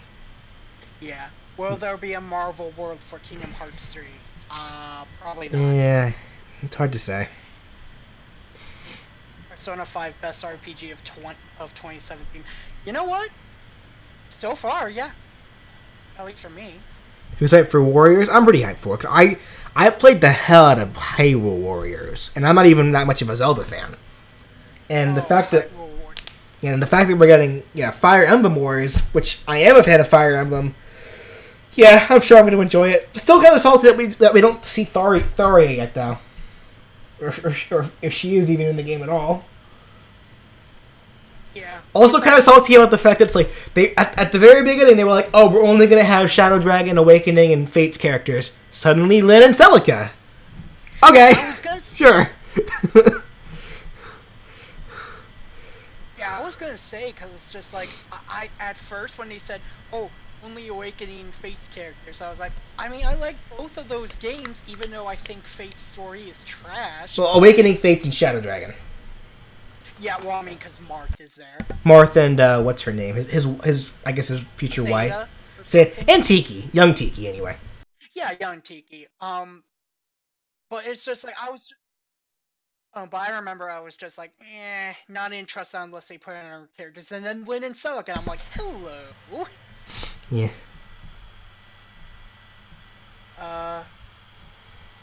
Also, yes, Persona 5 is fucking awesome. Making my character in Sonic Forces wearing the Persona 5 Joker.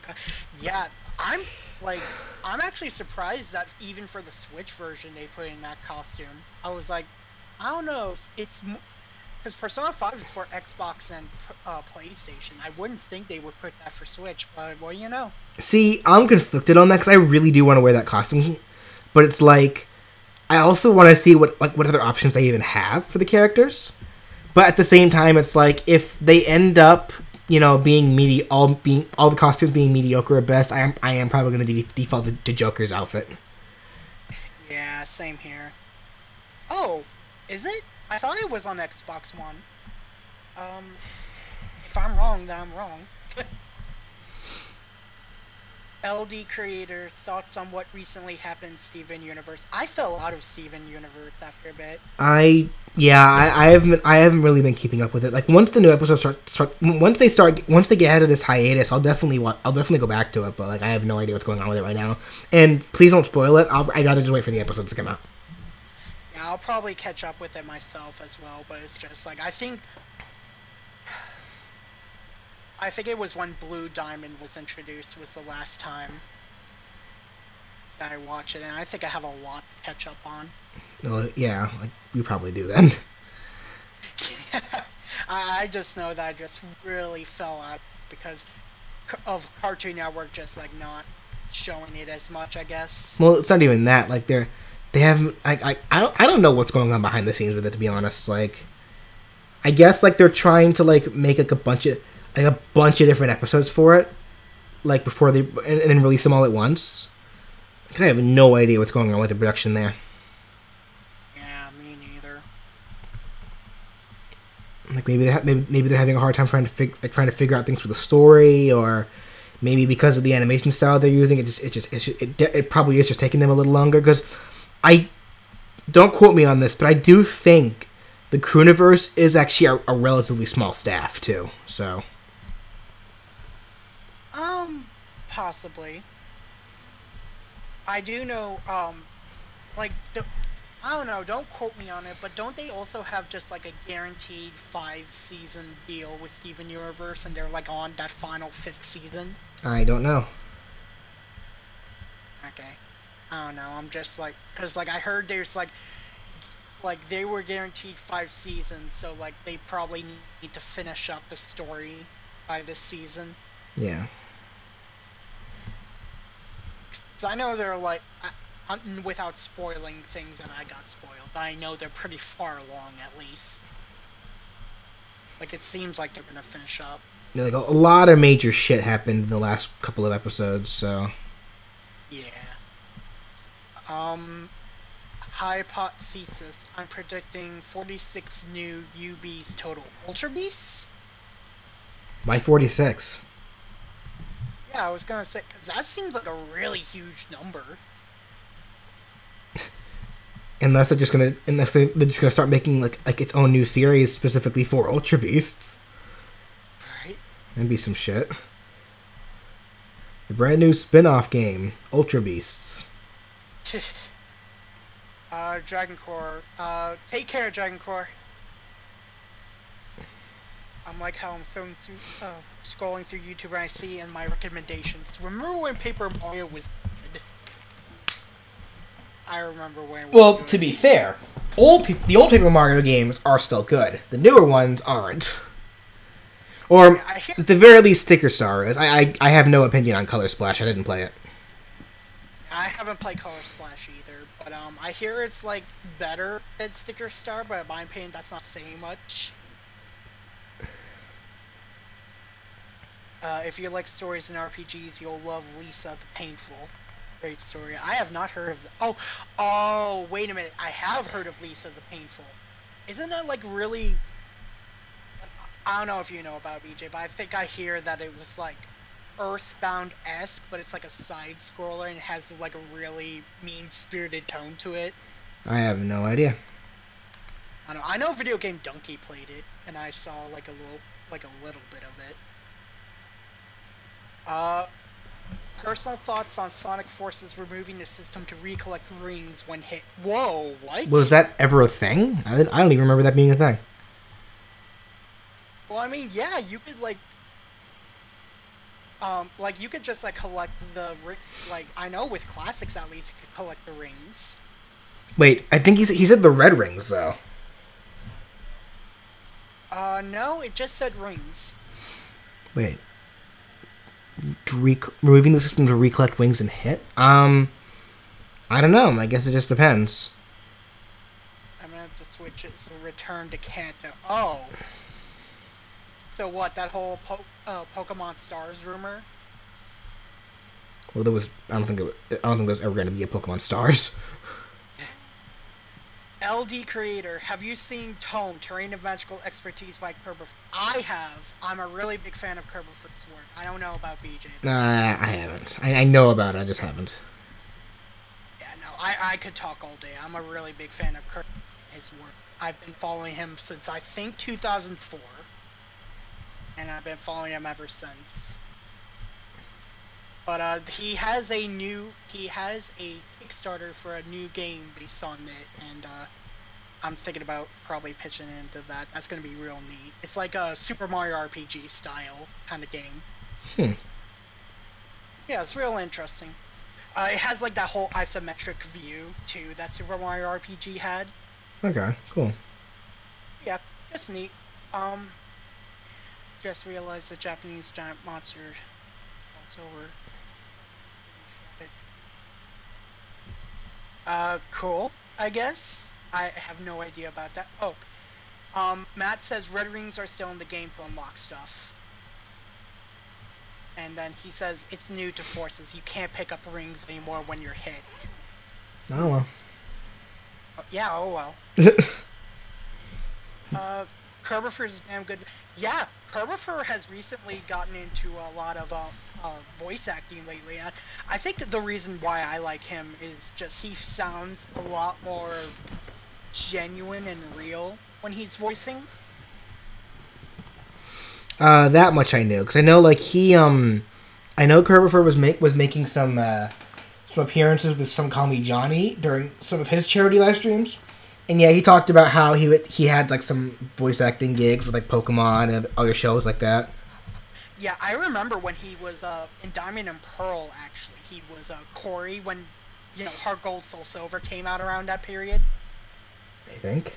Yeah, there was a 4-episode special that had that was like that had like Lyra and then a brand new character named Corey. They were just like visiting Sinnoh. It was just like a whole 4-episode kind of thing about that. And that's how Dawn got. I think Dawn got a Cyndaquil then. It's been a while. I don't know. Yes, like I said earlier, I really just didn't watch Diamond and Pearl at all. So I know. I know you mentioned that. You can get a background character if you pitch it. Yeah, I think that's the. No, I think the $90 goal was that you not only had a background character in there, but also you could get the character as an enemy in the game. It's like, at least like some of the goals are a little bit expensive, but I think they're reasonable. It's funny you said Some Call Me Johnny, BJ, because I saw a thumbnail for a montage of him playing Super Mario Sunshine. Yeah, that's his current Let's Play that he's doing right now on the Super Gaming Brothers.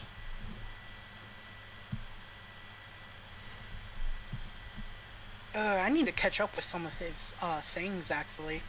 That's like one of the few things that I am able to keep up with that I end up prioritizing whenever I have a bit of free time, or not even that. Like normally whenever I'm working on something, I just have his videos playing on the side. So like, just real good background noise. Yeah, it's because it's easy to pay attention to. Yeah, it's like I don't frequent him, but it's like Johnny just has like that really calming kind of voice that you can just like zone out to. Yeah. I know I need to catch up on his like Kingdom Hearts marathon that he's been doing as of late, with his reviews at least. Yeah.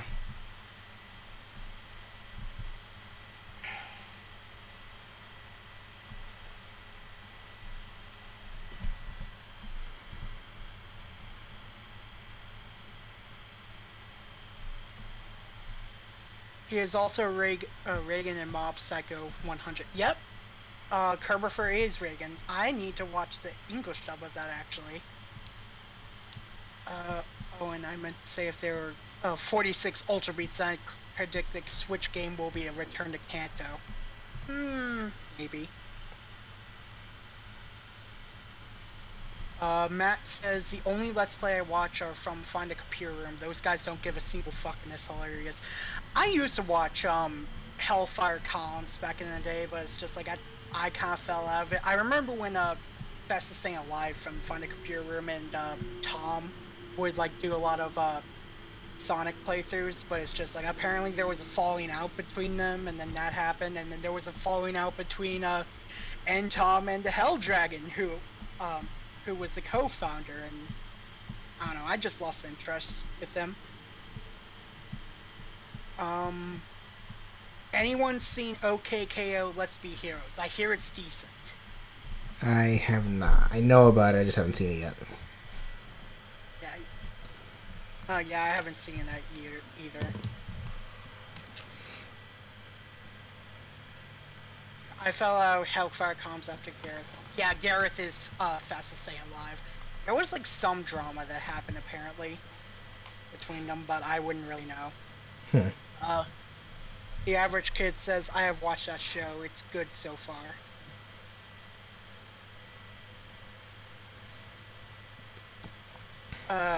I agree, Matt. I remember their Sonic Unleashed playthrough. Just like, it's not really spoilers. It's been out for a while. When they finally got to just Dark Gaia, just wait for it. And then just like when Dark Gaia's eye opened, just Tom's just like Resident Evil. Yeah, Matt gets it, and then just Gareth just like busts out laughing. Just those are the good days. There are a lot of really good moments in those playthroughs, but yeah, I agree. Just like once Gareth fell out, and then I really enjoyed the Kingdom Hearts playthroughs with Tom and the Hell Dragon, but again, I hear that apparently Tom and Hell Dragon had a falling out, and then I just tuned into like the Hellfire Columns, one of their most recent things, and just they're not interesting anymore.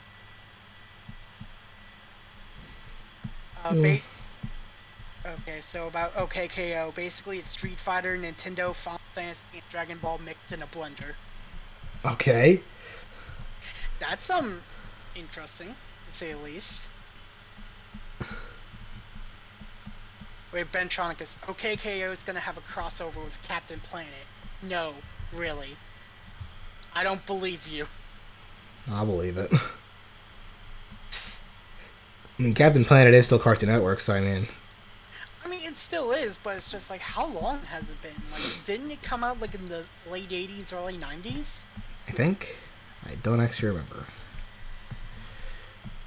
Something like that. I think the Hell Dragon said he was leaving because he had enough and one. And then Gareth's laugh is infectious. Yeah, I agree with the Gareth's laugh is infectious, and that's sad. I really enjoyed the Hell Dragon. He was probably my favorite member of Hellfire Comms. The Average Kid, I confirmed that crossover is true. Oh. And they're gonna get the original voice for Captain Planet. Nice. Oh man, that's gonna be interesting.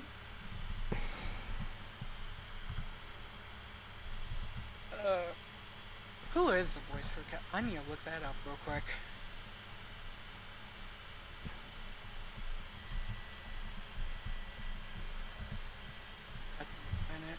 Voice actor.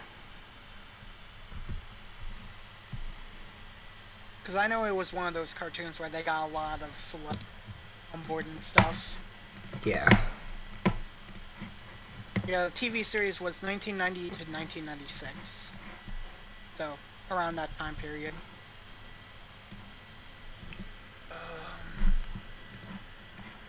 David Coburn. Why does that name sound familiar to me? Hang on, I'm looking up what he's been in. He's still doing stuff, apparently. Huh. Yeah, because, like, his latest thing was 2016. Different Strokes. He was okay. Facts of life. 1D. I'm trying to look for things that like most people would know. 21 Jump Street. He was Dave Gordon.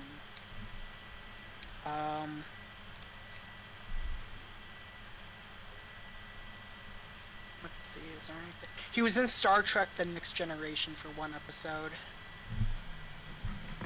Fresh Prince of Bel-Air, he was in an episode.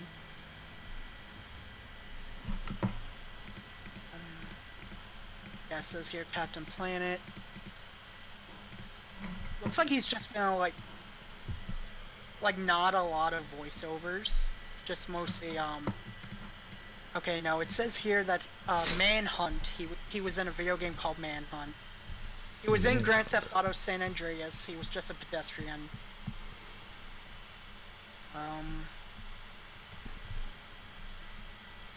By Flame, Casanova.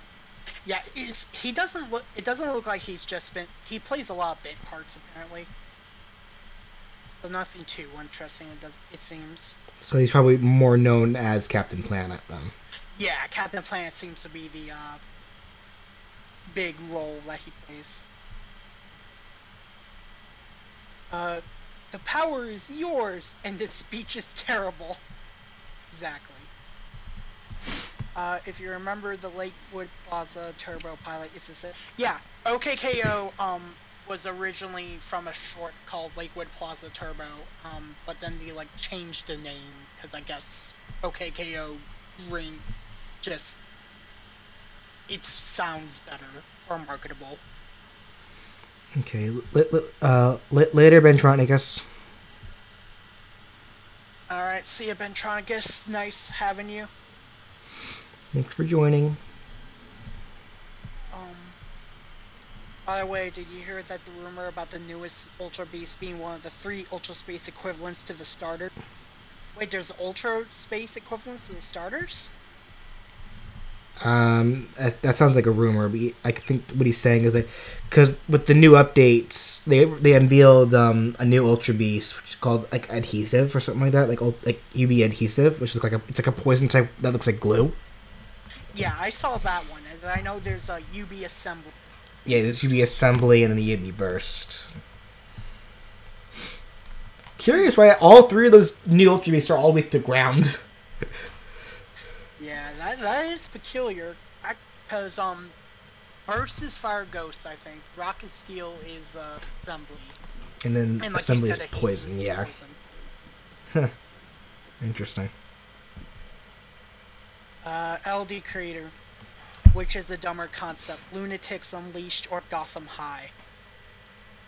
I have no idea about that last one. The first one, I remember Lunatics Unleashed was really... Its identity, it was confused with its own identity, I feel. Until, like, the 2nd season. And both just burn in a fire. Wait a minute, what is Gotham High is an actual thing? What is chat? What is Gotham High? I need to know this now.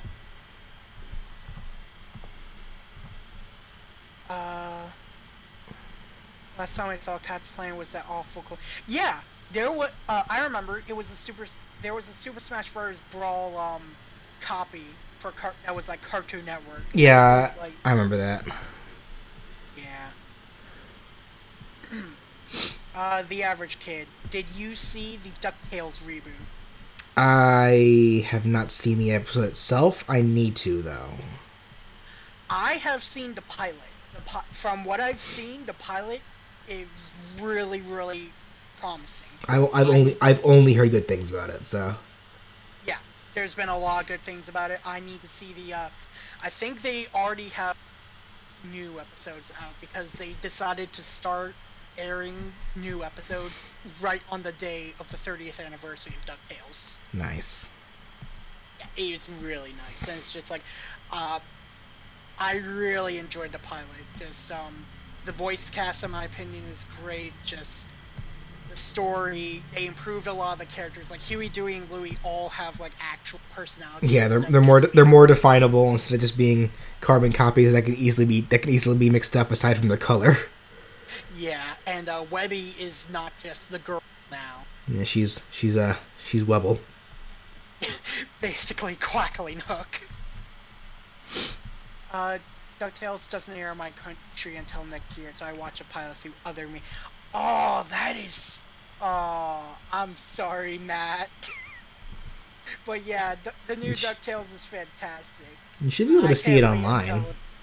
Huh? You should be able to see it online. Yeah. Because there's those other means, just the pirating way. Well, no, because even then, like, Disney XD, for the first episode anyway, I don't know if they're doing even more than that, but, like, they uploaded the first episode onto their YouTube channel.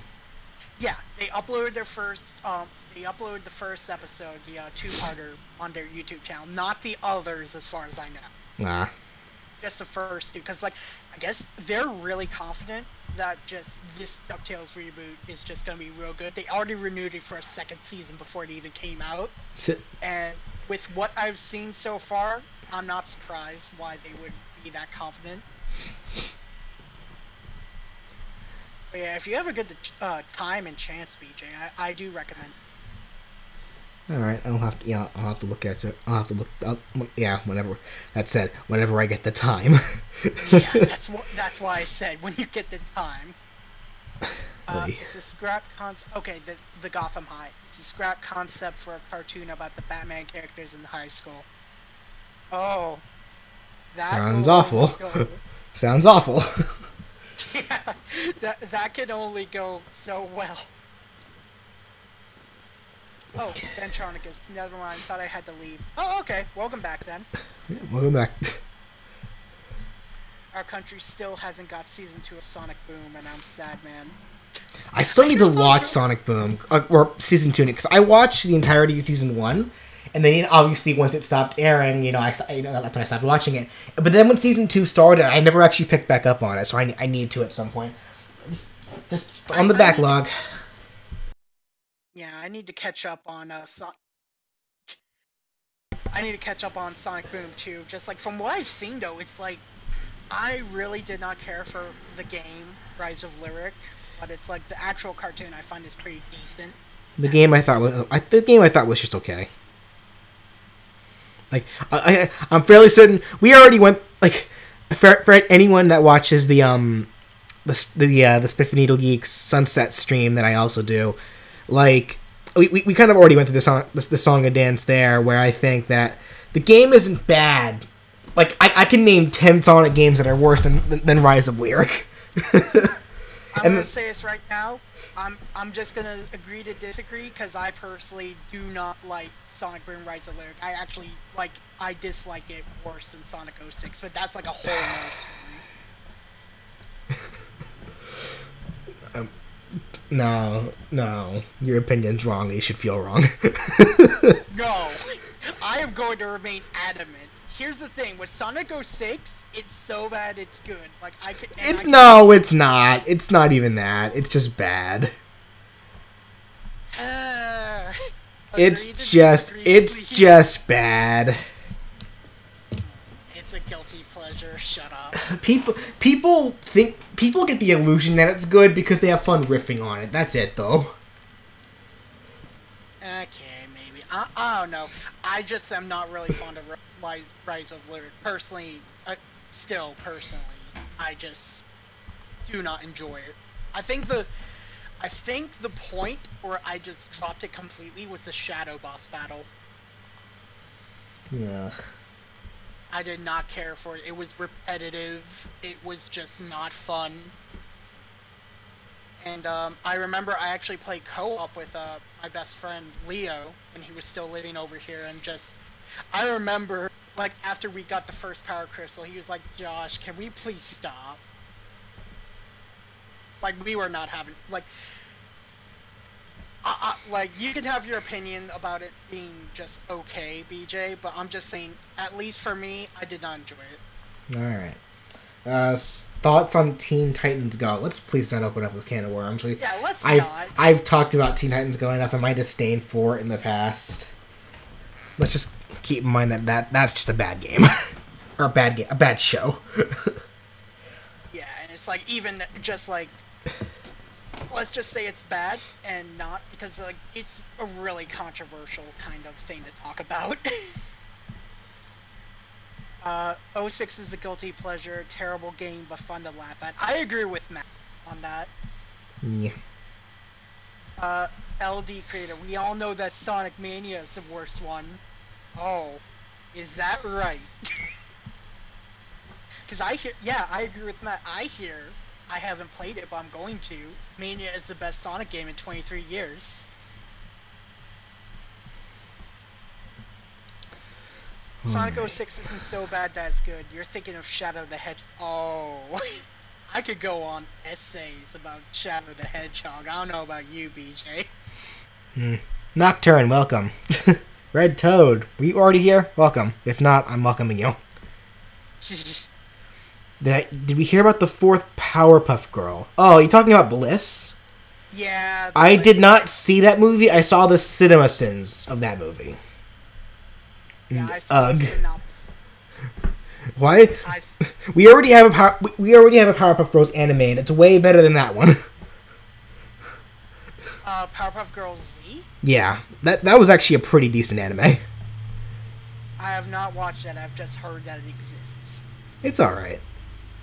I enjoyed it for what it was. 3D Blast is the best. Well, that is your opinion, and you can have it. Please no, we don't need Shadow the Hedgehog quote spam. We know Shadow was super edgy in that game.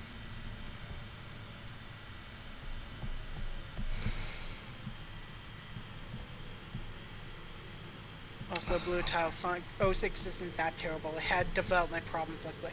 No, it's still terrible. Yeah, it's not development problems is the issue. People like to, blame the development or, blame development problems or blame, like, the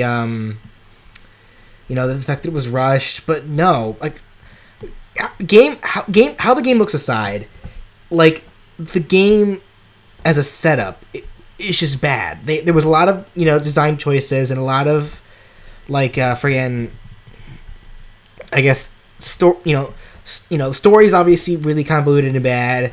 A lot of the gameplay elements were just, a lot of the gameplay choices, I should say, were also pretty bad. Let's all not forget the ball pushing puzzle. Please no, I still have flashbacks of it.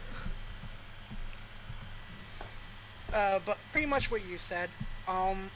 And 4th Powerpuff Girl, ahem. Bullshit, ahem. Again, haven't watched it myself, don't have much of it. Red Toad asks, favorite TF2 class? Favorite TF2 class? Mine's either the Scout or the Spy, one of the two. Soldier, hands down. I don't know. I'm pretty sucky when it comes to rocket jumping, but it's just like, I just like how crude and crazy the actual character of the soldier is. Plus, it's just, he's like a jack of all trades, I feel. Yeah. So, he's just fun. He is.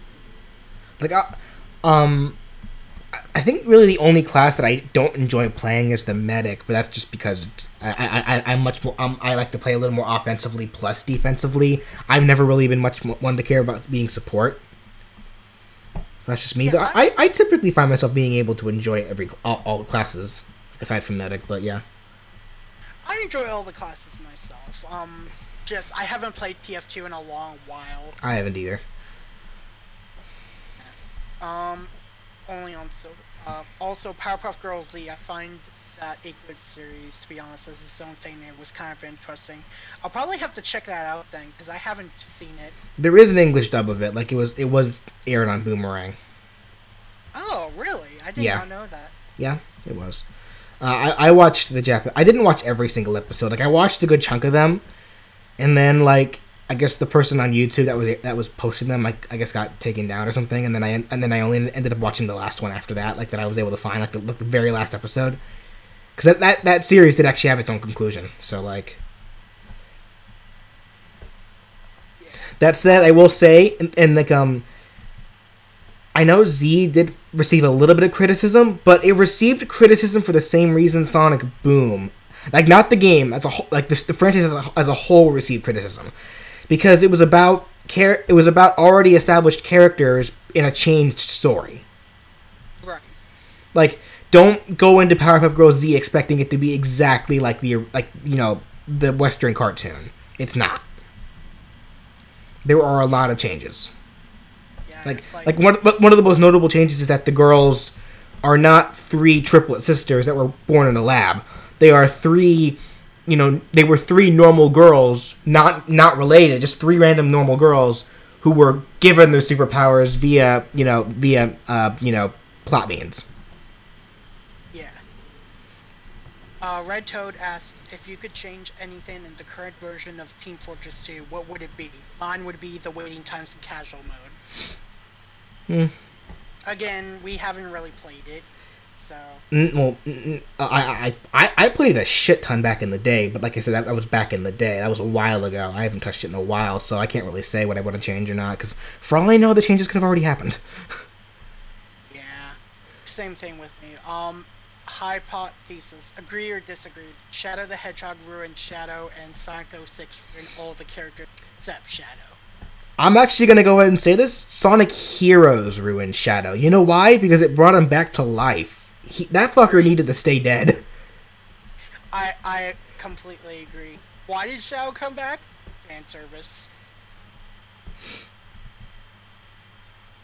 I feel like it just ruined the ending of Sonic Adventure 2. Yeah, I know. I vocalized my my opinion about characters who die for meaningful reasons, but then end up coming back to life through some dumb means. Like I hate that so much. Like I hated it when Fire Emblem Awakening did it. Like I hated it when with Shadow the Hedgehog. I'm sure there's other examples that I can't think of off the top of my head. But yeah, I hate it when that happens. I don't think Kingdom Hearts with Sora in the first game would count as that. Well, no, because he didn't actually die. He just became a Heartless. Yeah, he became a Heartless, and then he just came back right then. Hashtag, remember when Boomerang aired other shows? Remember when Cartoon Network aired other shows? That's what that should be. They've been airing, like, Teen Titans Go almost, like, 50% of the time, apparently. Yeah. Yeah. Like, it's like a lot of people mistake it for, like, that being the show's fault. It's really more just, like, the scheduler's fault. Oh, I mean, it is kind of a fault of the show, too. Like, not... Well, I mean, it's never fair to say a fault of the show, specifically. It's more so a fault of how the show's budgeted, because it's a very easy show to make. That's why it seems really cheap. It is very cheap. That's the big thing. And that's why they're pushing it so fucking hard. Ironic you say that, BJ, because both shows aired on Boomerang. Who needs vehicles and Sonic characters where you can solo out Black Arms? Now that's racist. Except now. And then after Heroes of Crawling, my crawl game had Ow the Edge of the Sonic series. I mean, that's just... I forget the phrase. Anyone seen the Full Metal Alchemist Conqueror of Shambhala movie? I have not. The live action one? If so, I need to see it. Possibly. I'm charging but watching the stream on my PS4 and I saw Superstar Saga ad. Okay. Oh, here we go. On a side note, did you see the video where someone made a comedic dub of the Japanese trailer? You're gonna have to elaborate. Yeah, I haven't seen that. Jirachi the Pokemon Legendary, welcome. Hello, Jirachi. Mario and Sonic series. Oh, okay. What about it? What about it? Good, bad, meh? I'm assuming he means the Olympic Games series. Well, they. They haven't actually. Come to think of it, they haven't done another Olympic game for a while now, have they? Yeah, that's true. Did they do 2016 yet? I feel like they did. I forget though. I think they did, but I just like passed over it. Like, Like, after the first Wii game, I just lost interest. I feel like, yeah, the Olympic series kind of just turned into like, friggin' come on, the hell, Photoshop. Really? It kind of turned into bargain bin games, I would say. Yeah, that's why I feel like, because I know they did 2012. Yeah, I know they did 2012. What about? Hang on. The hell's going on with my Photoshop? I'm trying to select a part and it's not picking it up.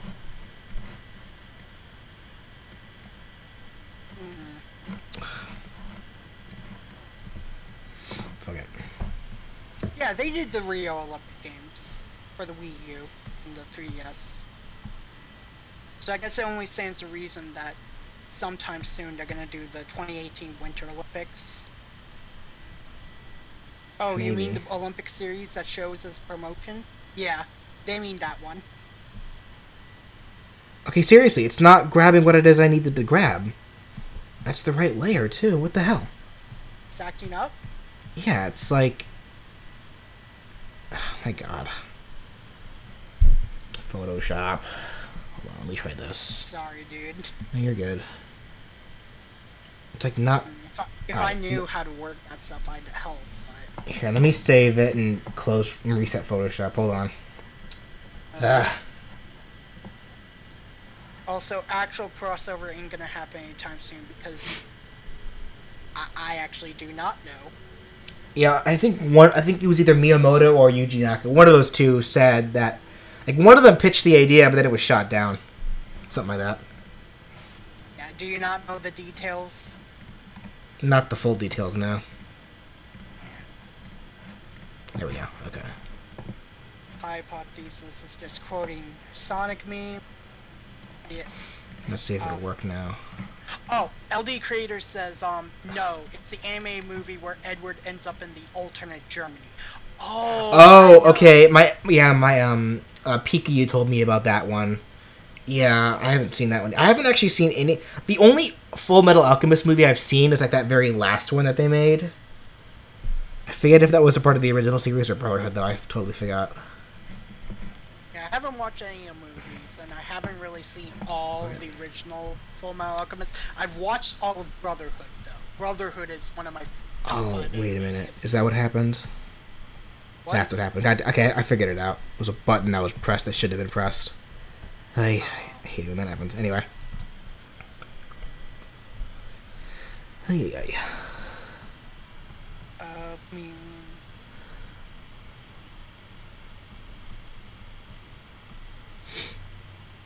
Well, it's a commission, but I see sprite work. Either it's the commission or the stream has been... Let's change sprite and smash. No, this is a, commission. For someone making a game. Yeah, yeah, this is still a commission. Like, I may call it quits pretty soon because the guy said for the time being he does only really need the idle pose and the walking pose. So once I make this last one, which is just the sprite rotating back and forth, then I think I'll call it quits for today. Just like the stream or just like this? Well, both. Ah, okay. I may pick up later on. Who knows? Yeah. I may or may not. Just look up YouTube Poop Sonic Forces Japanese trailer. What I think they're saying. Okay, I think I'll check that out. That's what you meant about where they just it's a dub. Okay. You heard about Sonic Forces being sponsored by Hooters? Yeah, that one I heard about. We know about that one.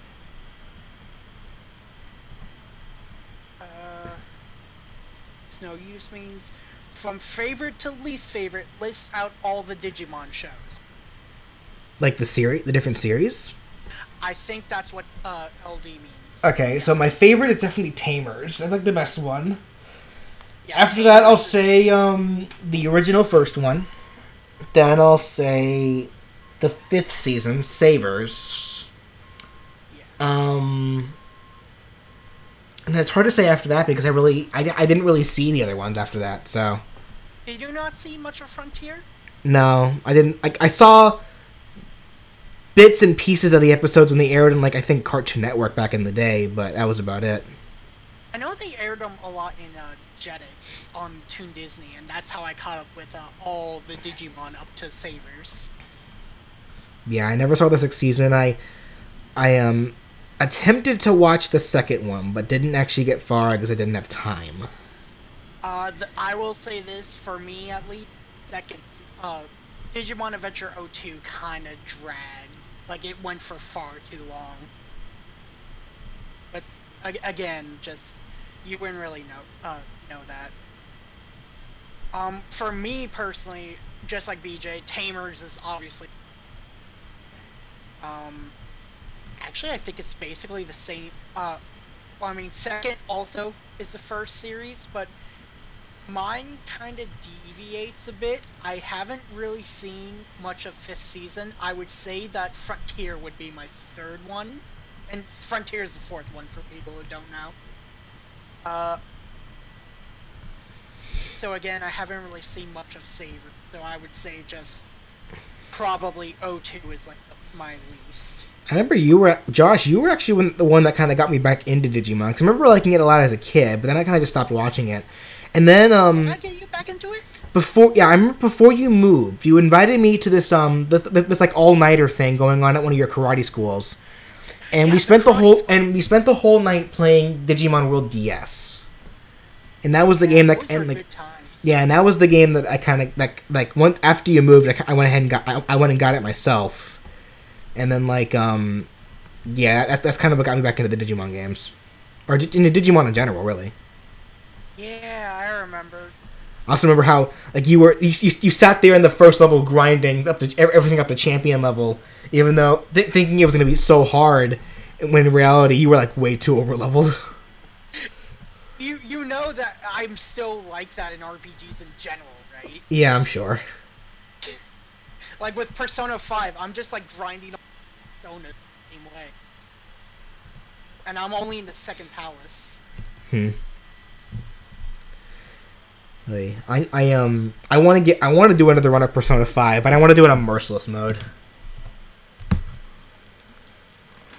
Because I've played 2 runs of Persona 5. My first one, and then I played a second one, New Game Plus, on hard mode. Now I want to do a 3rd one, merciless mode.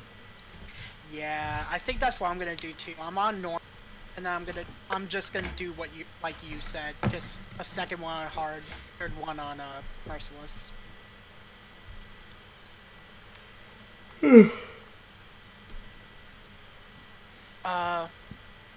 Also, I can't be alone, but when can we get a legit Bowser game? Does Bowser's Inside Story not count? Yeah, I was gonna say.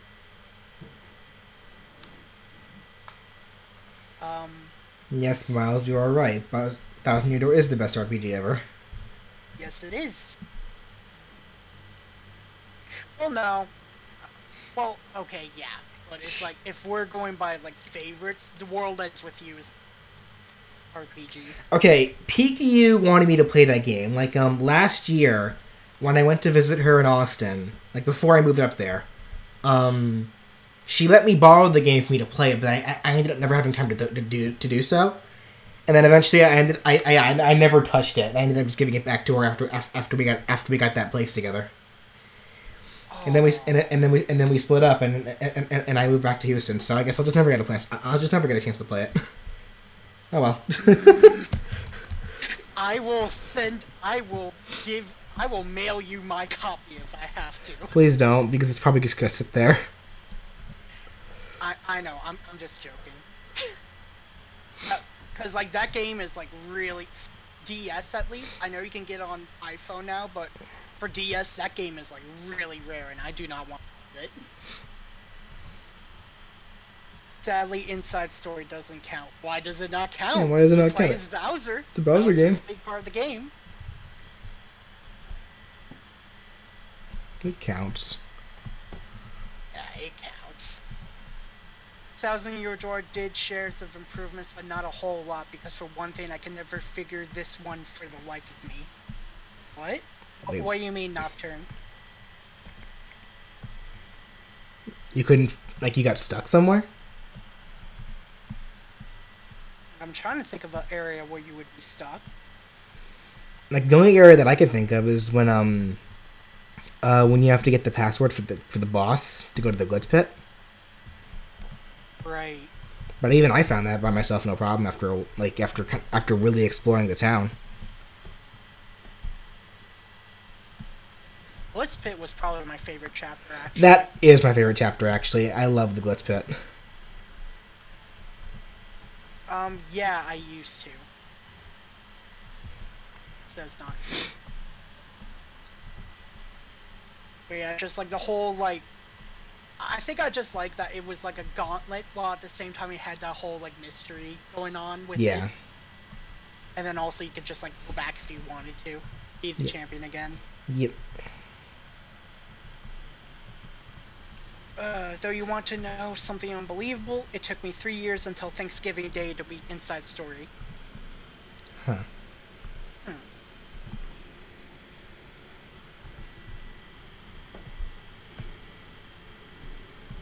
Well, to each is their own. Like, everyone has their own difficulties with games. Yeah. I remember it took me like 2 years to beat the second boss of A Link to the Past.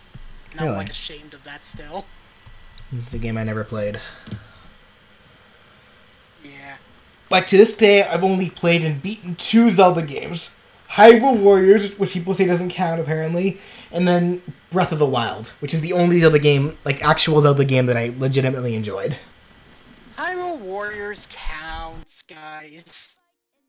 It's mostly hack and slash, but it has the Zelda formula. Trust me.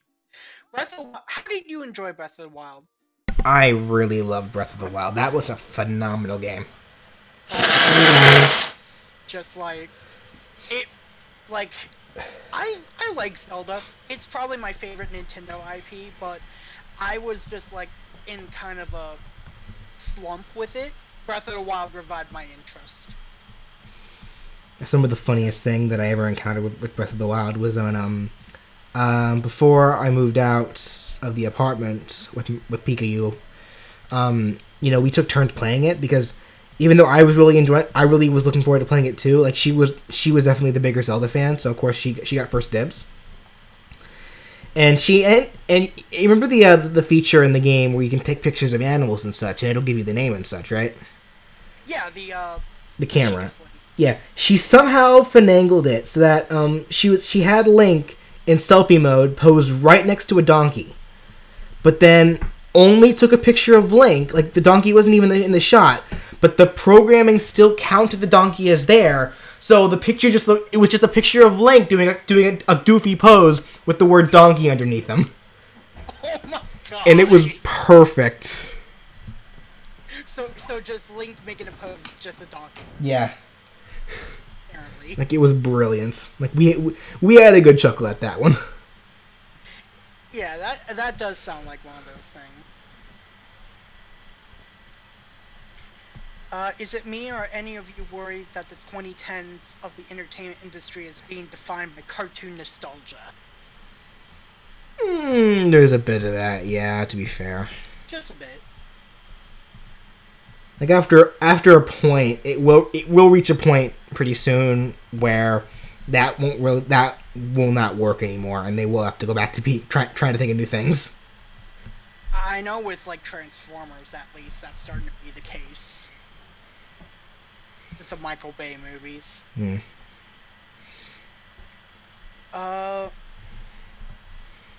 Thoughts on Samus Returns? I have not played it. I haven't played it either. I'm not much for Metroid.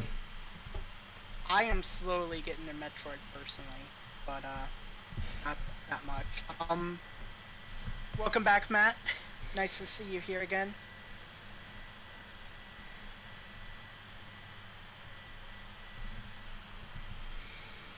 average kid. Also, can I say this? Bowser is one of the best Mario character in general. Best dad, best king, and just the best guy ever. He's my favorite in general. Hell yeah. Yep, pretty much. We kind of said earlier that he's probably one of the more interesting the Mario characters. Yep.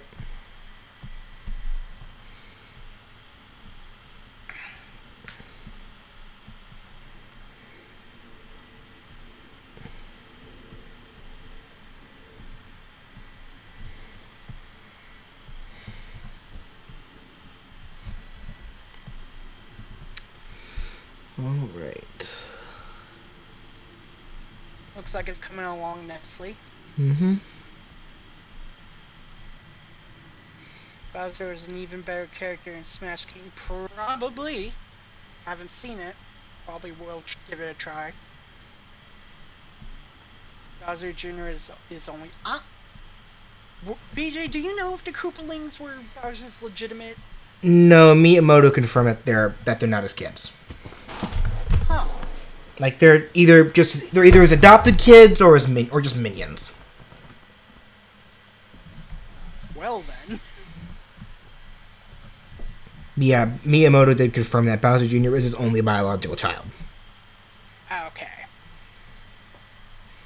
Alright, that kind of... You know what anime you should watch? My Hero Academia. I have been watching it. Well, I'm not sure about, BJ. Nope. I need to, though, because I see a lot of people really like it. It is amazing, BJ. Like, wow.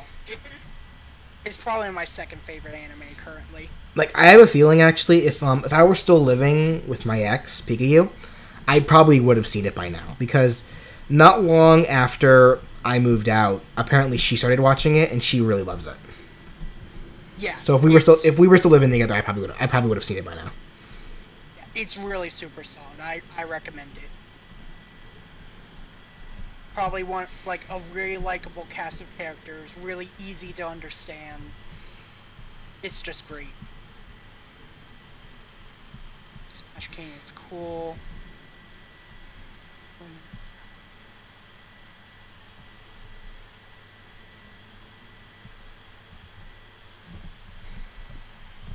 Alright, LD. I'll make sure to do that. Do what?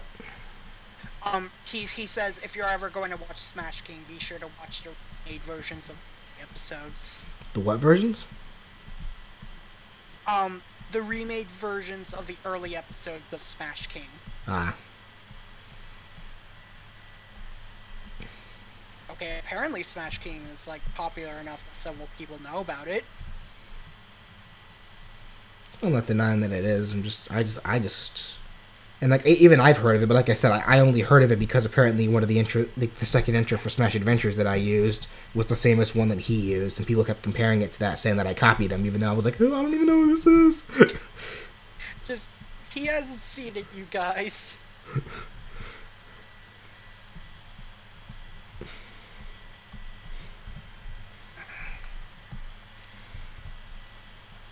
Watch over versions I enjoyed.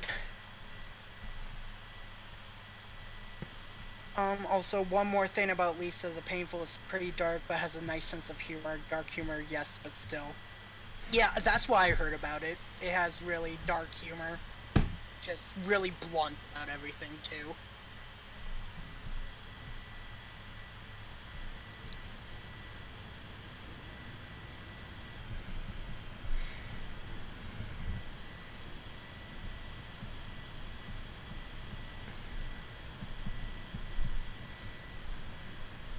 Yeah, BJ apparently used the same song as them, and then just... Yeah, it's what was the song called? It was one of the Savers openings from Digimon Savers.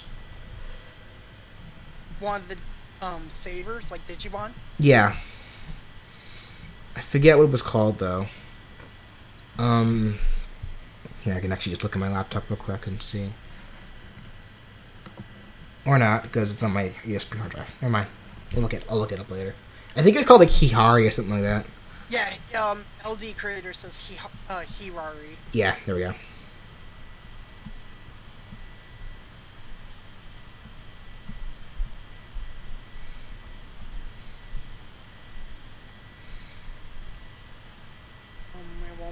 I at least will break you emotionally. Okay, I'll stop talking. Okay. Really enjoying this current season of South Park, making up for the second half of the season. I have not been watching South Park as much as... I don't like South Park anymore. I just don't. You don't? Nah. Why, you just... it's just not in my taste anymore. Like, ironically, I really enjoyed it as a kid, but as I got older, like, the jokes and such they just didn't fit well with me anymore. Yeah, black comedy is just like a mixed bag. Well, it's not really black. It's not so much that it's black comedy. It's just the humor in general that it portrays. I just didn't care for it. I can get that. I just, because of my upbringing, I guess, or just like I was like restricted from watching certain shows. Just when I finally got old enough to be able to see South Park, I just didn't get into it that much either. Like, I liked some of the jokes, but other than that, it's nothing I would like to tune in on regularly. Kind of the same thing with like Family Guy. Yeah, that's another one for me where it's like, I enjoyed it when I was younger, ironically, when I shouldn't have been watching it, but my parents didn't care, or at least my mom didn't care. My dad cared, but my mom didn't care that he didn't care. But yeah, like, also, I also enjoyed Family Guy when I was younger, but like now that I'm older, and especially with the later, just rely on shock humor way too much, and it's just really unpleasant. Find it to be very clever. They avoid the old jokes. Yeah, I can see that. Just again, South Park isn't really something I'd like to see again. Also, question, because Superstar Saga got a remake, what GBA games do you think have the potential to be brought back and remade? What GBA game specifically? Let me think about that one for a second. I'm trying to think of some of the GBA games that I actually played and really enjoyed. We already got a remake for we already got the remakes for Ruby and Sapphire. Yeah. Fire Red and Leaf Green are probably not going to happen for a long time. Probably not.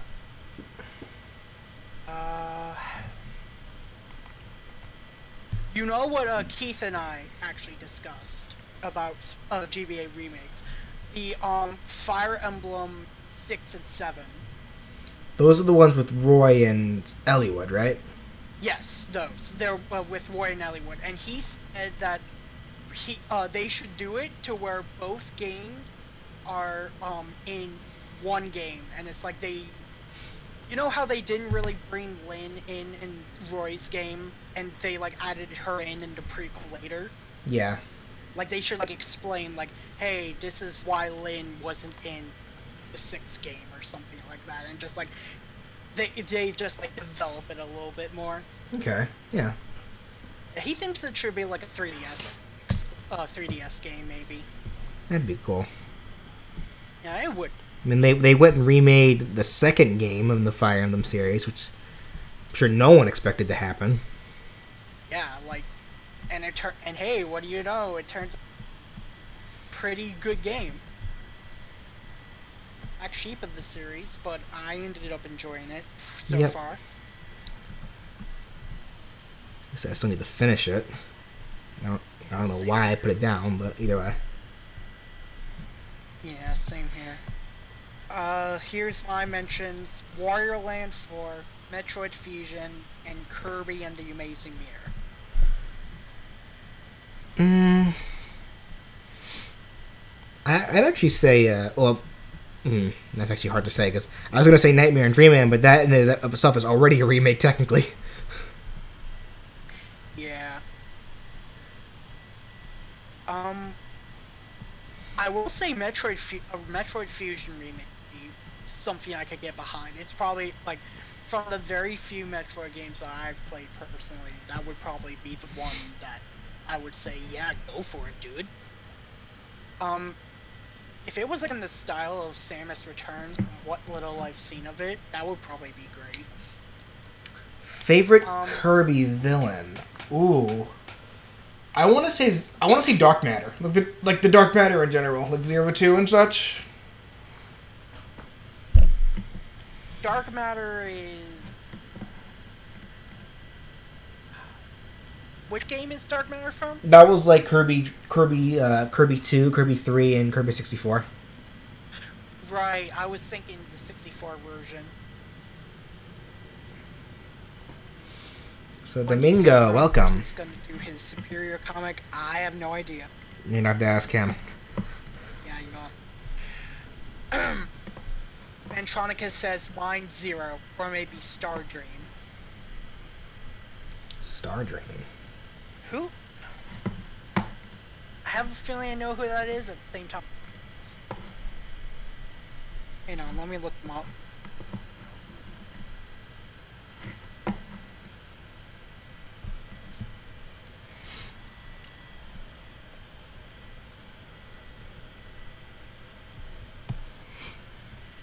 Hey, Russell, get in this chat.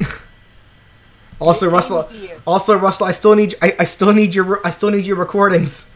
Ah. Play Robobot. Okay, my internet is apparently just deciding not to cooperate, so I have no idea who Stardream is. We will tell you what to do, and you can't stop us.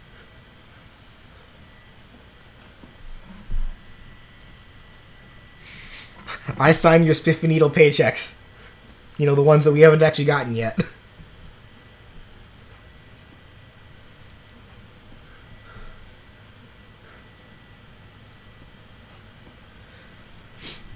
Anyway, I think one more sprite should do, and then that'll be it.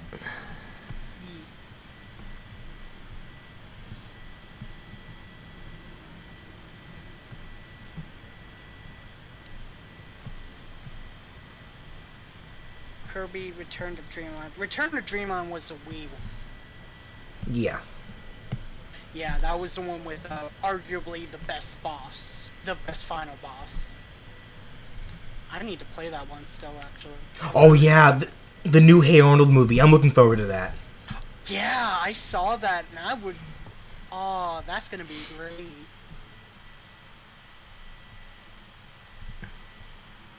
Spiffy Needle paycheck. Favorite video game music?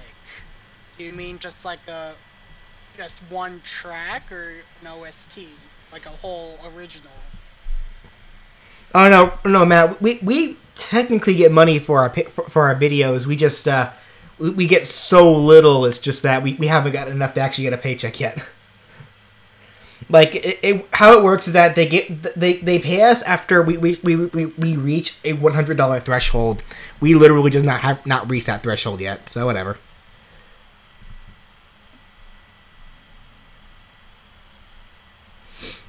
We don't count the 4Kids version. I count the 4Kids version. I think he's talking about Kirby right back at you.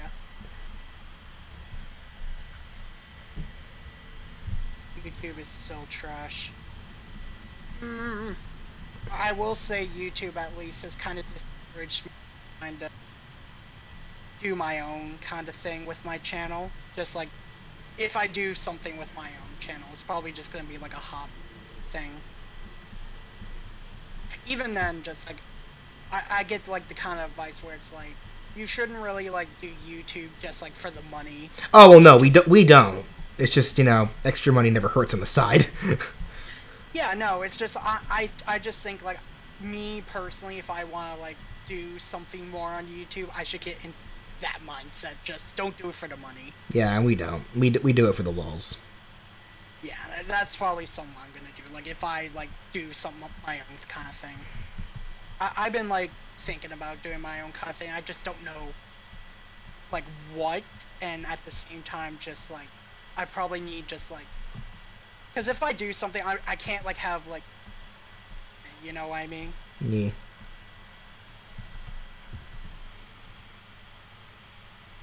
YouTube funds their own creators and tell them to fuck off.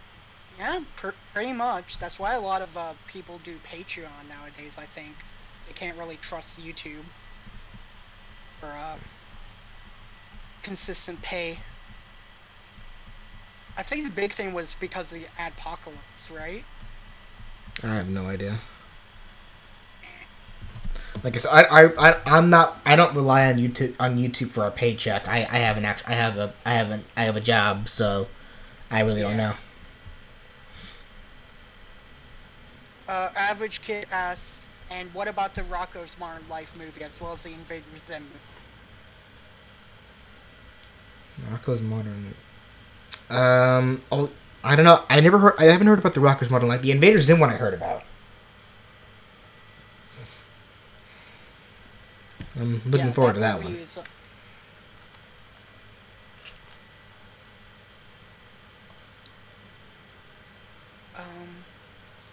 Grade A, Under A, anyone? I have not seen his stuff in a long time. He probably disappeared, for all I know.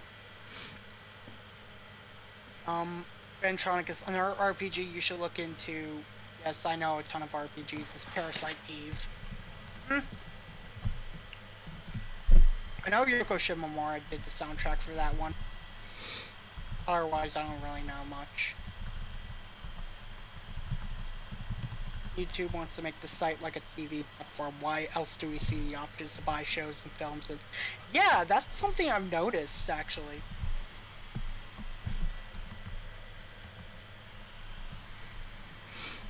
Matt, do you do streams at, Twitch or something else like that? He uses Twitch. Yeah, I figured. Just I know YouTube you can just use streaming. Twitch is probably going to be the better option soon. What Nickelodeon shows should they bring back, to be honest? Should they bring back? Wow. Anyone seen the Nintendo collabs? I think the real question should be who hasn't. Also, Russell, why don't you get in the call with us? I mean, I know you don't like inviting me into your stream chats, but like, that doesn't mean I don't want you in mine. Get in here.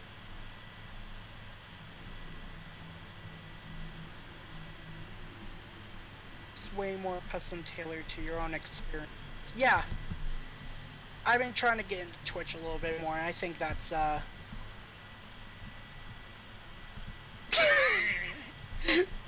Russell Brandon's like, okay, first of all...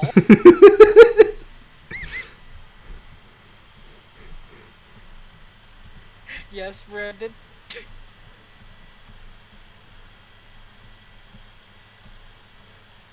Oh, he's about to rant. Yeah. This is gonna be enjoyable, to say the least. If you're gonna rant, do it in the chat. Do it in the call. Yeah, listen to him laughing. Yeah, Russell, if you're gonna rant, do it. Yeah, come into the call and do it. Come into the call, defend yourself, man. He knows exactly what he did. What did you do? Nothing. Well, no. I pissed off... Well, no. Here's the thing. I pissed off his entire stream. Oh. Not intentionally, mind you. Yeah, I had a feeling. Miles was like, bro. Yes.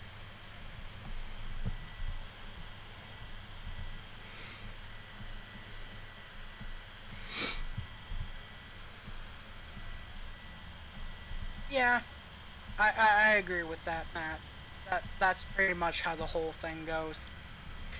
Hitting him with the guilt trips, tripping like it's Brawl. Oh my god. Really?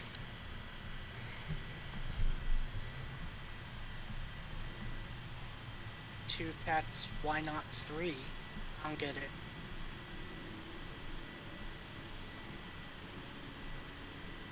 No, for real though, Brandon, you need to get in this call right now. He says he'll be in soon. He literally just woke up, apparently. Oh, okay. top 3 Mario games on the Nintendo 64. Were there more than... There's Mario 64, Paper Mario 64... Mario Tennis, Mario Golf... Mario Party... We're naming way more... Mario Party 1, 2, and 3 if you want to get technical. Yeah, we're naming way more than 3. I don't know, they're all good games. Right, so he didn't rant. Rant.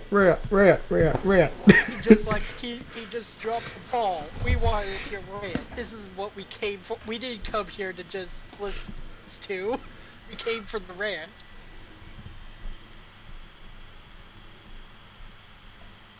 And Deadpool called. He wants his 3rd-degree burn back. Wow. Those aren't really 3rd-degree burns. It's cancer. Yeah, I was gonna say, it's more cancer. Guilt trip into rust is the best combo of YouTube stream life. What?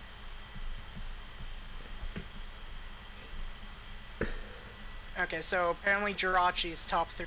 Mario Party 2, top 2 Mario Kart 64, and then Super Mario 64. Well, I mean, obviously Super Mario 64 is going to be the top for most people. I want them to make a Mario Party game where they bring back that costume feature that they had in Mario Party 2, because I really enjoyed that. Yeah, Mario Party 2 was just really good. It was probably the most solid Mario Party, not just with the costumes, just like in general. Yeah.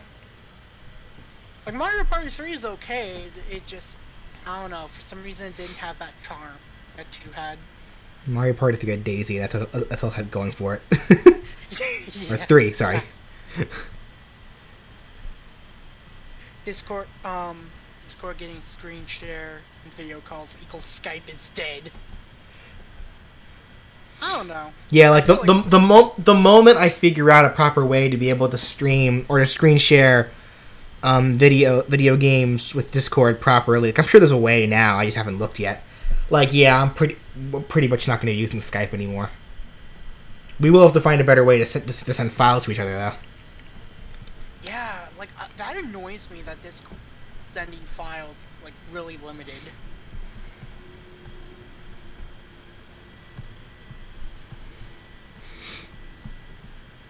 Do you guys collect cards? Any cards? Domingo, what do you mean by cards? Do you mean, like, Pokemon? Yu-Gi-Oh? I used to collect Pokemon and Yu-Gi-Oh cards. I don't really do so anymore. Yeah, I don't really collect Yu-Gi-Oh cards anymore, but I still like play the game using Yu-Gi-Oh Death Pro. I'm still really into Yu-Gi-Oh. It's kind of gotten to obsession point at this time. Yeah, I haven't played it in a long time. I'm kind of just losing track of it. Yeah, I figured. Honestly, if you came back, it would be a really bad time, because, like, they added Pendulum monsters and now Link monsters, and I don't think you would like that. That's why I enjoyed Duel Links for a little while, because it only had the original stuff. Yeah, Duel Links is a lot more traditional. But I kind of just dropped that. I kind of dropped off that too for some reason. I don't even know why. Yeah, same here. Honestly, Skype has that too. Well, not screen sharing as much, but Discord is intuitive. Skype is kind of it gets slow when it comes to screen share. I find, at least when it comes to like applications on the computer.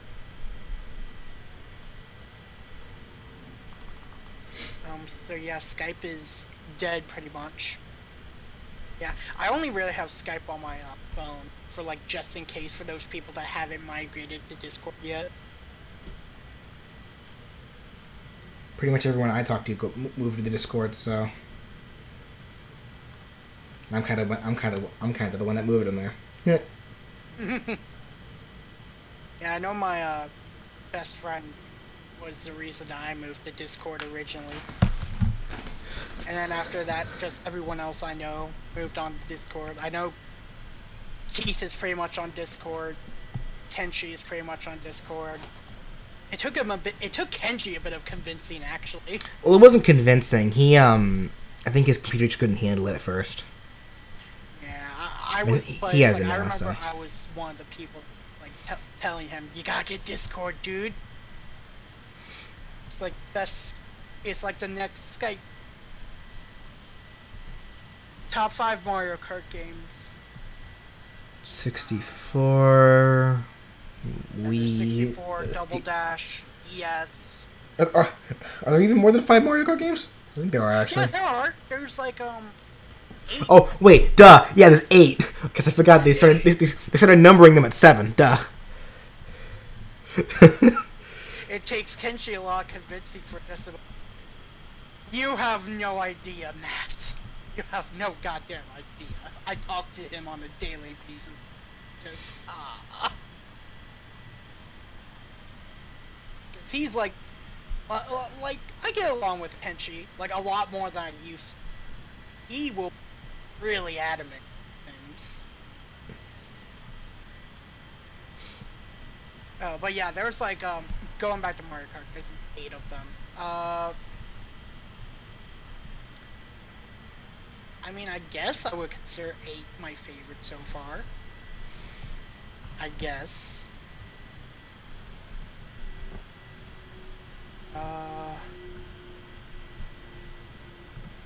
I know there was the GBA one.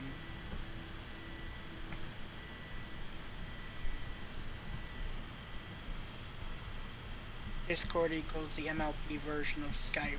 If you know the character I'm slightly referencing, you are a Brony boss. No idea what you're talking about. Me neither. I'm trying to think. Oh man, I fell out of MLP a while ago. Like, I remember I was super into it, now I just can't. I was never really into it. Yeah, no, I know. That's why I've just like toned. Like I remember I was like super into it, and I just like talked about it a whole lot, and I'm just like, nah, I need to tone that down. Because there's people who don't like that show, and for good reason. Well, it's not that I didn't like it. I just never got into it. Yeah, no, and I understand that. It's just like, if people like the show now, good on them.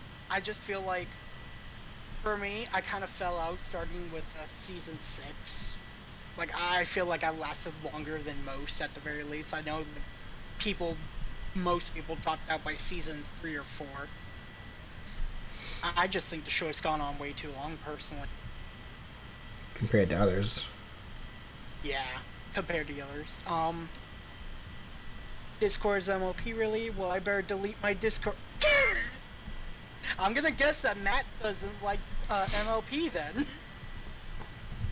Well, later, Matt. It's been nice knowing you, dude. I didn't even get to be in like a call with you. You're like a cool dude from what I've seen. Discord up. What? You get 2 claps, Miles. You get 2 claps. What? It was right in front of my. I got his reference. I clearly didn't. There's a character named Discord in MLP. Oh, okay. Yeah, see, I wouldn't know. This SMG4. What about SMG4? It's like I watch his stuff, but season 3 and 4 is where most people follow. Yeah, again, that's why I feel like I'm a lot more tolerable. Shut up, Matt. Yes, you are. I've talked to you a couple of times. You seem cool. We gush about things. Come on, man. Anyone read 5 Years Later? It's a crossover comic about Danny Phantom and Ben 10. I've heard of it, but I haven't read it. Danny Phantom and Ben 10. Huh. It's an interesting crossover from what I hear. You want me to go into full detail while I'm garbage? I can do it for. No, shut up. You don't get to go into detail. You're cool in my book. No self-hating allowed here. Exactly. Shut up. Only thing I'm good at is bashing monsters. No! Stop it! None of that. Shame on you. Exactly, shame on you.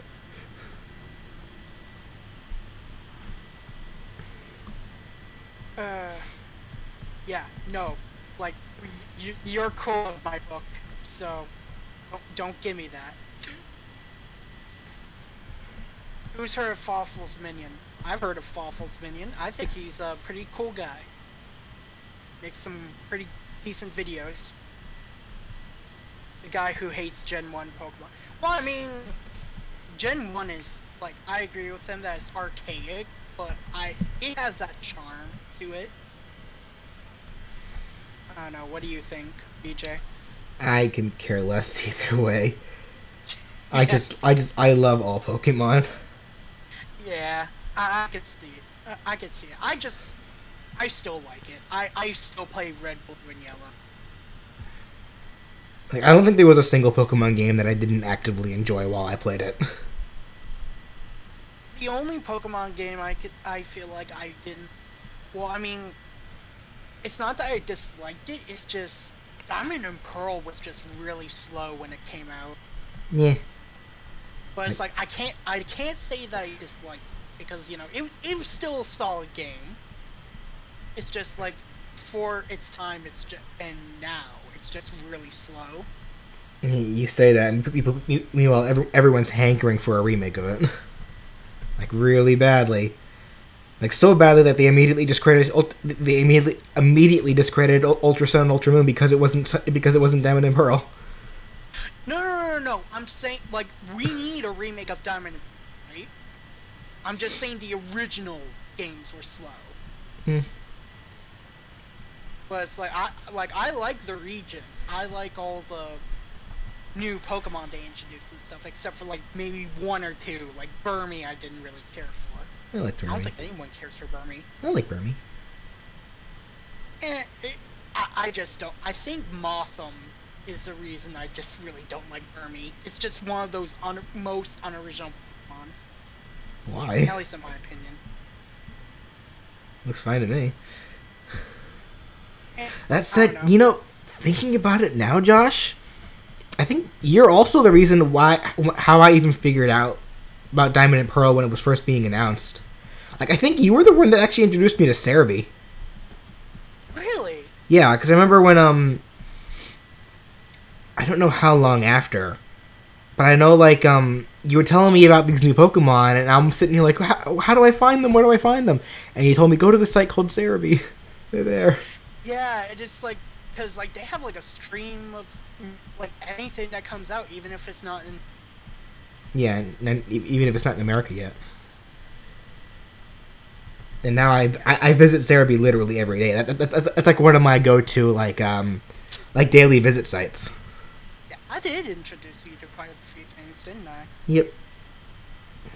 Super Mario Glitchy 4 and Super Mario Logan are my favorite YouTubers.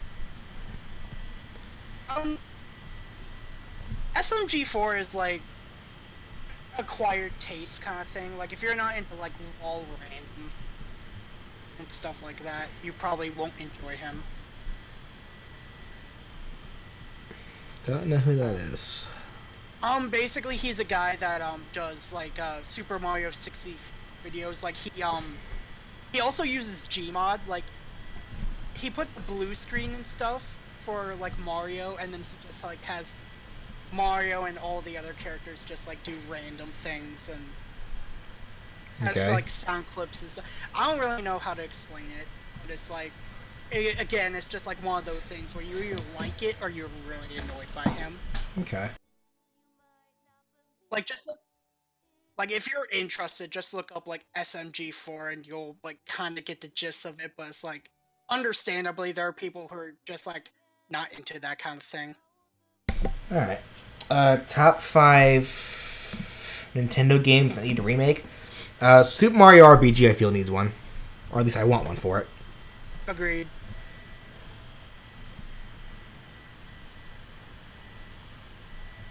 I'm just the kind of guy who hates myself. Even my close friend trying to convince me, and I'll play him one bit. We still got a long go.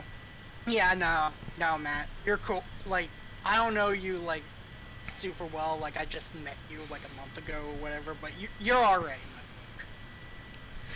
Actually, you know what, Matt? That kind of reminds me. Something I've been meaning to ask you. Do you still talk to Hazaboza, like Harry? Because I know, don't you two know each other in real life?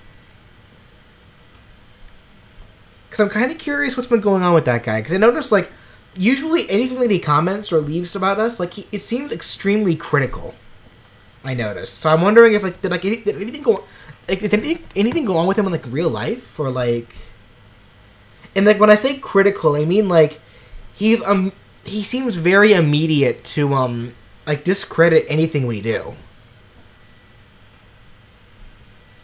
Like, when I first started the Patreon, he was very quick to jump to me begging for money instead of doing it the normal way. Like, okay. And, like, when we did SNG, Super Spiffy Needle Geeks, his first immediate comment was, "Okay, so you guys are trying to make money the easy way instead of doing your own original stuff." Jeez. Okay, yeah, I was just wondering about that. I was wondering if there's anything going on in his life, because like, cause I'm kind of just wondering, like, cause I remember talking to him in the past, and he never seemed like that kind of guy.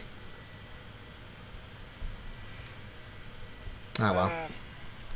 Yeah, sorry, didn't want to like interrupt. So No, you're good. I'm gonna answer LD creator Josh. I've already asked BJ this, but have you seen BoJack? That's too much, man. I know it's like super out of context, but that answer is yes. I have seen BoJack Horseman. I have not seen yet though. I need to get on that, but simply put. It's like a really super depressing show, but it's really well made.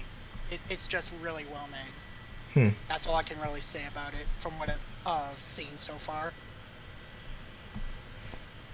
Again, though, just like it's one of those. If you don't like being depressed or you don't like those shows really deep, then it's probably not a show for you, but for me it is. All right. And no, Matt, I'm not gonna harp on Harry for having an opinion or anything. He's entitled to his.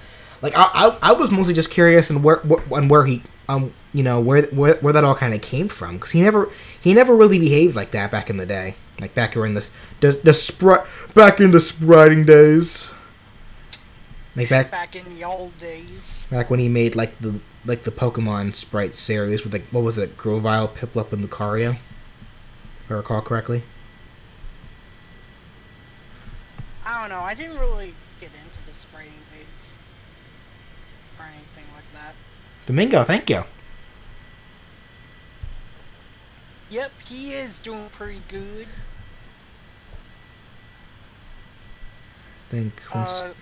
Made upgrades. They've started that in England. 1 equals F or G. Oh, so like what? 1 is F, 2 is D, 3 is C, B is foreign. I have no clue.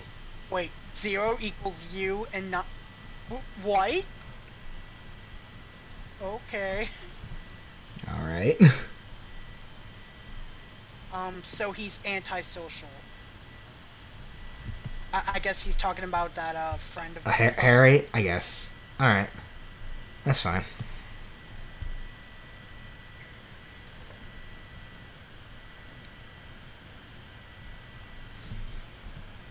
All right. Well, thanks, man. I was just wondering. I was wondering how he was doing.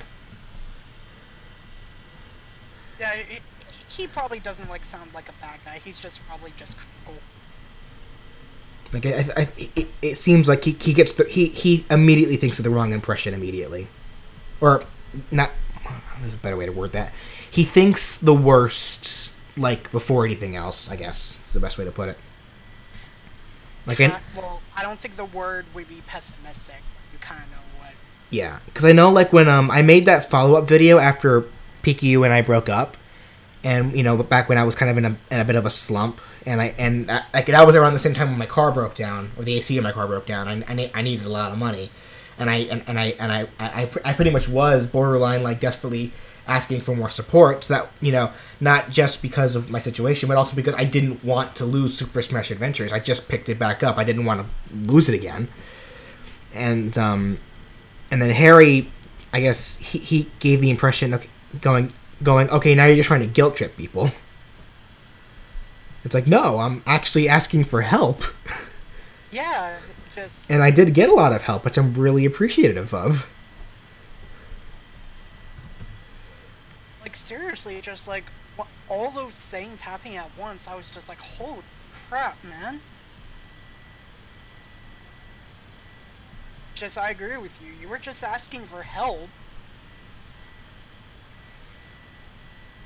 before you broke up with your GF, or after you broke up?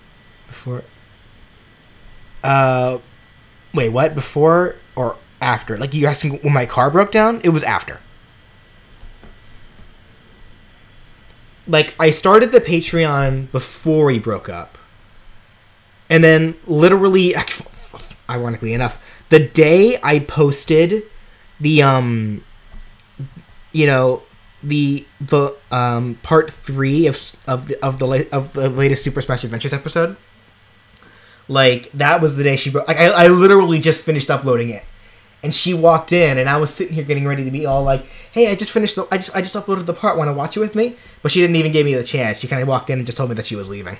So that kind of sucked. But oh well. Like, we're still talking. We're still friends. Like, that really was a relationship where we really were more friends than we were a couple.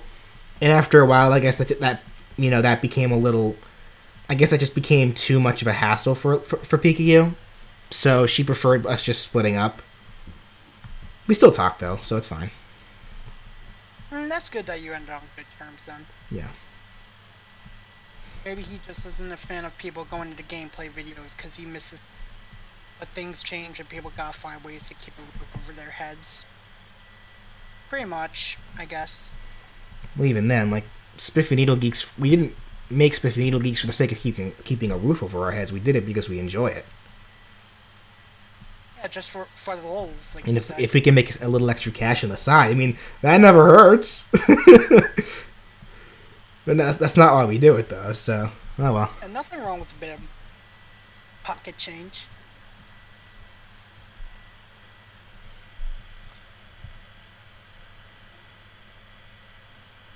Yeah, no, we know who you were referring to, Nocturne.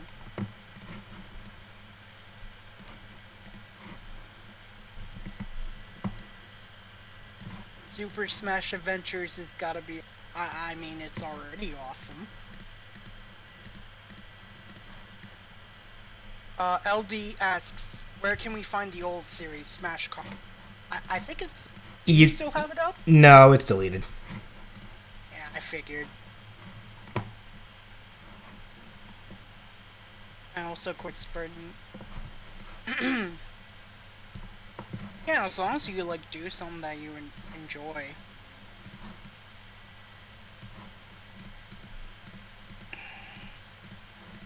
Like in reference to Matt's,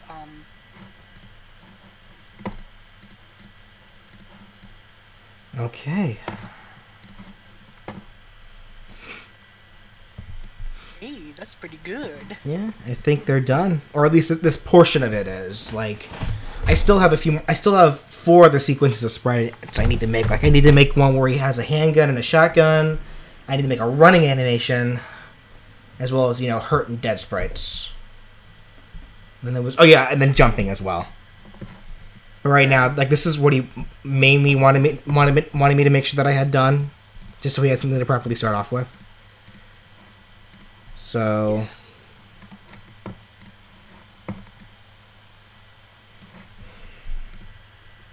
seems legit though. Tomato says awesome artwork. Thank you. Yeah, so let me get this saved and I'll send it to him. And then I think we'll call it a stream there. Yep.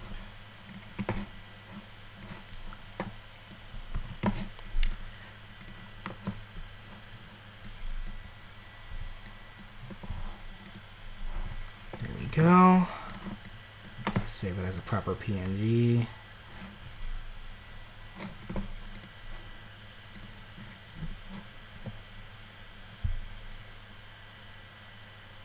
LD asks, have you seen the why Ben 10 can beat Goku, Superman, and pretty much anyone else?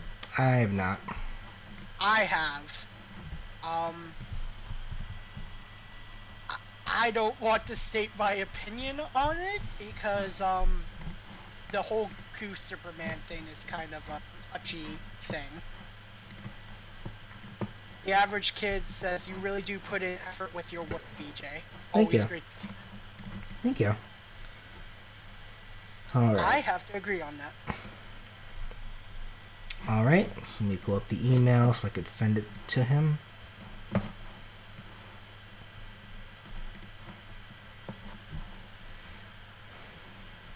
Nocturne asks, I know that you aren't experienced with fighting games. Have you heard of Fighters? Fighter Z? I've not. Dragon Ball Fighter Z. Oh, Dragon Ball Fighter Z, yeah, and that's probably a game that I am going to get. Yeah, personally, I'm not really good with fighting games. It's like, it's one of those games where I'm like, you know what, I'm going to see if I can give it a try. Yeah. LD, yeah, I know for a fact that the guy that made that 5 years later comic, he made that of the why Ben 10 can be pretty much everyone.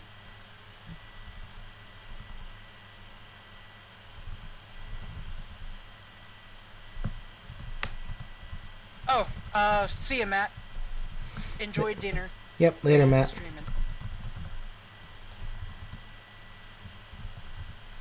Speaking of, it's about lunchtime on my end. Yeah, it's actually hitting that time for me too. Name one video game from PlayStation and Xbox and then port to Nintendo. I don't know.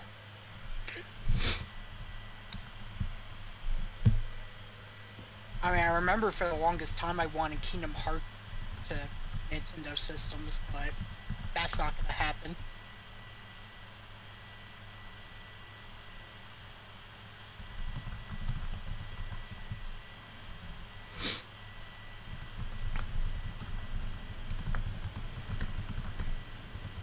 I know they're considering bringing Final Fantasy 15 at least, but again, that's just probably not happening.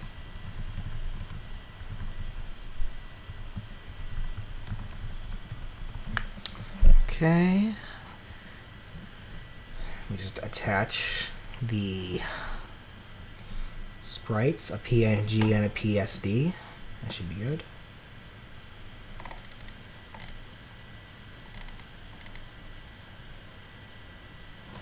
Alright.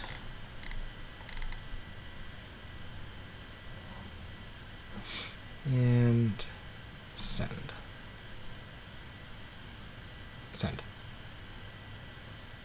Oh, wrong button. Send. There we go. I'd hope if I was pressing the correct button.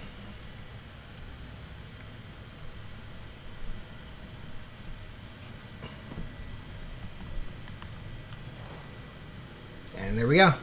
Alrighty. Alright, so with that said, folks, we're gonna call it a stream there. Everyone watching, thank you so much for tuning in. I appreciate all your questions. So that said, I don't know when I'll be streaming next. I was really actually only able to stream today because I actually got a day off from work today since it's Columbus Day. And you know, I don't really like streaming when my parents are home because when they're home, they can interrupt me and that can ruin the flow of streams and such. So I kind of had a chance today. So we'll see where it goes from there. Alright, and thanks for having me on here, Jay. Yep, no problem. Alright, so with that all said, thank you all so much for watching, and then tune in next time. Later.